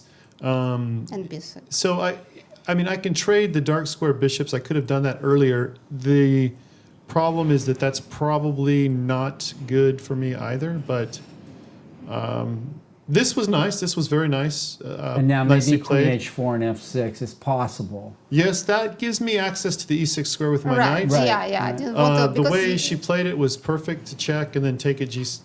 Actually, in this position, I thought instead of Queen G4, I thought. I didn't like F6 because Bishop H8. It's hard and to then force knight E6. Yeah. On not D7. I mean, no, not D7. On Bishop F8. Oh no, but I thought a move that might be strong here is Bishop G5. Maybe, yeah. Bishop G5 with the idea of Bishop F6. Yeah. And then taking and giving F6. But the way she played it is also very nice. I mean, I didn't see any answer other than what I played. Yeah, but this is But totally something winning. went wrong. And Something went a little wrong for you. Just a little. Right. Yeah, I just give some counterplay where, you know. I don't know if defensive counterplay. Yeah. Defensive chances. But It's not real still, like when lack of Maybe- time, maybe- I almost blundered the rook because I wanna go like rook D2 and Maybe Yeah, that's the only reason I maybe kept knight playing. G5 Yeah. is the right move here. Knight. And What? Maybe knight G5 is the right move. And if bishop takes, pawn takes, And then put a monster. And this bishop comes to F5 and Yeah. then maybe to E6. Maybe this is just The a oth- simple. Also, what was played after F6? Knight She played D5. H4. She could have played Queen H5 and Bishop H6 here. In some Queen H5 and Queen F8. Yeah, I don't think H4, H5. Queen F8. Maybe knight G5. Queen H7 is mate. Queen H5 here I thought was very strong. No, I mean, what is your threat? So The threat is Queen check, H7, King F8, Bishop H6, and Queen Bishop H8 H6, or in Queen H8 mate. Yeah. There's a pin on the H6 F8 diagonal, which I played myself before with Black. Yeah.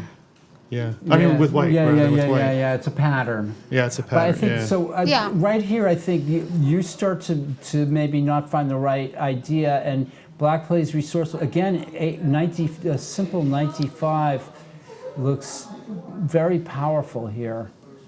What she played looked pretty powerful Yeah, to but me. it's Bring a rook to the. I mean, No, even, I mean, this even is- simply H6, Yeah, just this pitch is the not the pawn right. and play rook This H2. is not the right move Yeah. because I'm kind of I Right. don't think the Queen H4. Like if you bring it back a few moves, like Yeah, maybe yeah. just one. Just play H6. Maybe H6 and rook H2. No, but then you take with the check. I don't know. On Yes, E3. that's true. That's true. That's true. Or maybe just here, like rook F1, and that's it. I mean, like what you gonna do? Didn't you play? Yeah, this is like I allow kind of this like to free your pieces a little Right. bit. And now. Yeah, I Could believe. Could you take on H6 and play Queen takes F6? What was wrong with that? Yeah, I could have probably. Bishop H6 and Queen takes F6 It is could just have, yeah. crushing. Because you're threatening the rook on D8. Yeah. He can go into an endgame 3 pawns down after No, taking. I would have to resign. Yeah, I would have to I resign. think that yeah. that ends it right there. So But there's nothing for Bishop Black. C1 is a strange looking move. Yeah. I thought it was very strange. But on the other hand, yeah. So you, This is terrible here. I think also maybe rook F6 wins here for White. And if Queen check, you Yeah. can just step up with the king again or Yeah. something. Maybe okay. But knight C1, I can understand these moves. Why not? Yeah. Right. It's slower. Well, now don't I have like a king G7? The Yeah. whole game It's is kind of- annoying, right? Yeah, it's very annoying. Here I almost played rook d2 or something like Rook that. d2? Yeah, almost. Oh, to attack d6. And hang your No, rook not here. and hang it. Yeah. Finally, Well, this I'm taking. That was an finally- easy. That was an easy move to play. Right, but finally, White seems to be. I think if I wanna she cover can the cover, E3 yeah, if E3 you can square. cover- I own all the dark squares now. Yeah. This is Yeah, this is like, yeah. this is a I'm not very mess good now. at- It's a mess. Well, all White has to do though is properly sack the exchange, I would think. And I would think No, I mean, so. it's not a mess. This is like, This is winning now, I'm sure. yeah. Well, what to But- do here for me? Knight d4, queen d7, and then it's Yeah, g7. this is Yeah. crushing. Very nice. Yeah, that And finishes. I like that after So- queen e3, there's no more checks. So And this it's was knight like- f3. Oh, I doesn't thought help. queen e3. Yeah, I thought I might have a perpetual. But h3 square is covered is the problem. So Yeah. h3, if h3 were not covered, Yeah, you'd be. I think Well, I that would. would, I you would might have be that in trouble famous because draw. knight, Yeah. knight Queen, and queen yeah. is very powerful. But Well you know. played. Well played by White. Yeah, this game. yeah. Yeah, well, there are Okay, few a good like game. few moves that I don't like, but you know, it's a Yeah. people's game, right? People make So, mistakes. Thank you for the game. Natalia, have you played Eric Lee? Have you? No, and I Okay. count on you not to pair me with him because you know You- I I don't don't- play. You know, These little boys. below 18 years old. He just had 2 blocks in a row, so. Yeah, I was surprised why I was like with the white pieces because So- originally before the pairings I thought I was gonna play with the black pieces because before I was played 2 times. So 5. now it's almost certain you're going to be black No, versus this Eric is like Lee. a certain, yeah. Unless I But- have some connections. But it's nice. Good luck. Good luck. Yeah, Thank thanks. you. It's nice to be in that situation. Yeah, it's nice. Clarence, come sit down here. You're my last guest of the day. Yeah. Show me your game, Okay, and then we I'm can gonna- all go home. I'm gonna leave Thank you, you guys, Natalia. yeah. Congratulations. Yeah, thank you, thank yeah, you. yeah, Appreciate yeah, it. yeah, yeah. You Appreciate played a your good support. game. You You appreciate played a your good support. game. You played a good game. I'm trying because I know that there is live commentary, so I'm trying to Live to do my, comment- yeah, yeah, because yeah. the whole world is watching. That's right. The whole world's, yeah. Okay, all right. Night. All right. Okay, Clarence, you are the last game of the evening that we're going to look at, and you won a hilarious. Oh, you drew this game. Yeah, it's somewhere in the time trouble. All right, zone, let's probably. go. Let's go to this. It should have been winning. What is this variation called again? The Traxler, counterattack, Milner, Wilkes Barry, variation or Wilkes Barry. whatever, Yeah. So I don't know any of this. It looked like it went reasonably well, and then it got this incredible tangent. Yeah, this is a little bit ambitious to play Queen Look H5. at G4. Oh yeah, well I figured it left his white squares a little weak on E2 and F3. You're going to have to, I mean, I don't have the patience or the nerve or whatever it takes to analyze this game in depth. Yeah. But you should definitely like throw it through the Oh, computer. Yeah, you have to sit on your Suffice hands. it to say, to me, this Well, seemed, no, in going into I this was line, very impressed by your, like, well, what going this line, about, I'm not down 2 pawns, but I figured the rook is on A1, so I what can play over happened, what here. if bishop G5 check?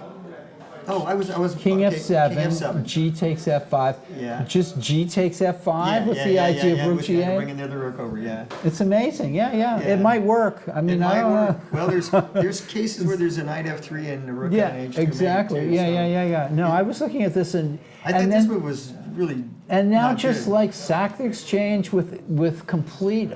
I really like it. It Reasonable worked out compensation. well. Yeah, and White needs to figure out where he went wrong here. Well, he needs to I get mean- his rook and his bishop in the game because right now I have all the active play. And King G3, Knight E2 check. I'm not sure. But black. And King G3, there's Yeah, it doesn't inspire confidence. Anyway, let's take a look at this. White gets himself completely tied up, Oh, yeah. and I have a feeling you should have found a way to win this. Oh, there should have been. I can tell you where it was, but because I was down a little material, that's the problem. Now he should have probably played. He tried to get King H2, but he had to. But come then you back. go Bishop F2. Yeah, exactly. Yeah. And I'm also So- threatening Knight G3 if he stays there in some lines. But So isn't this winning it for should black? be. It should be, but I only have like about 2 minutes left or something, 3 minutes maybe. Okay, so somehow So even here, I figured I could load up and get those pawns, and I do. And so this works. he sacrifices Yeah, but you see, he still shouldn't be bad. I think you should win this. Yeah. Yeah. Right here, This is right here, I have to worry about that pawn. I can't just ignore sure. it. So if I look to C3, and What, maybe you should go rook to c3 Yeah, and maybe. Let him run h6, another rook move. check, king f2. How do you get back though? that's the problem. Yep. Okay. Well, I All probably- right. We have. So you block. We have another. Another. Now I think I still I'm not I was okay. Well, back before the rooks came off the board, So what's happening in this position? it's a draw because he can't get there. I just moved the king. Well, either way, point is that he can't Right. can't touch this. Yeah. Okay. All right. Well, good game. Yeah. Good game. Yeah. No, very entertaining. Oh yeah. And tell me next week what should have really happened. Okay. Okay. Thanks, Clarence. Thanks. Have a good night. For everybody at the Mechanics Institute Chess Club, it's been a wild and crazy evening. Thanks for joining us, especially our Italian guests and everybody else, Abel Talamentes, Judith Starry, whoever else appeared on the show tonight, all the chess players. Thank everybody and good night. We'll see you next Tuesday.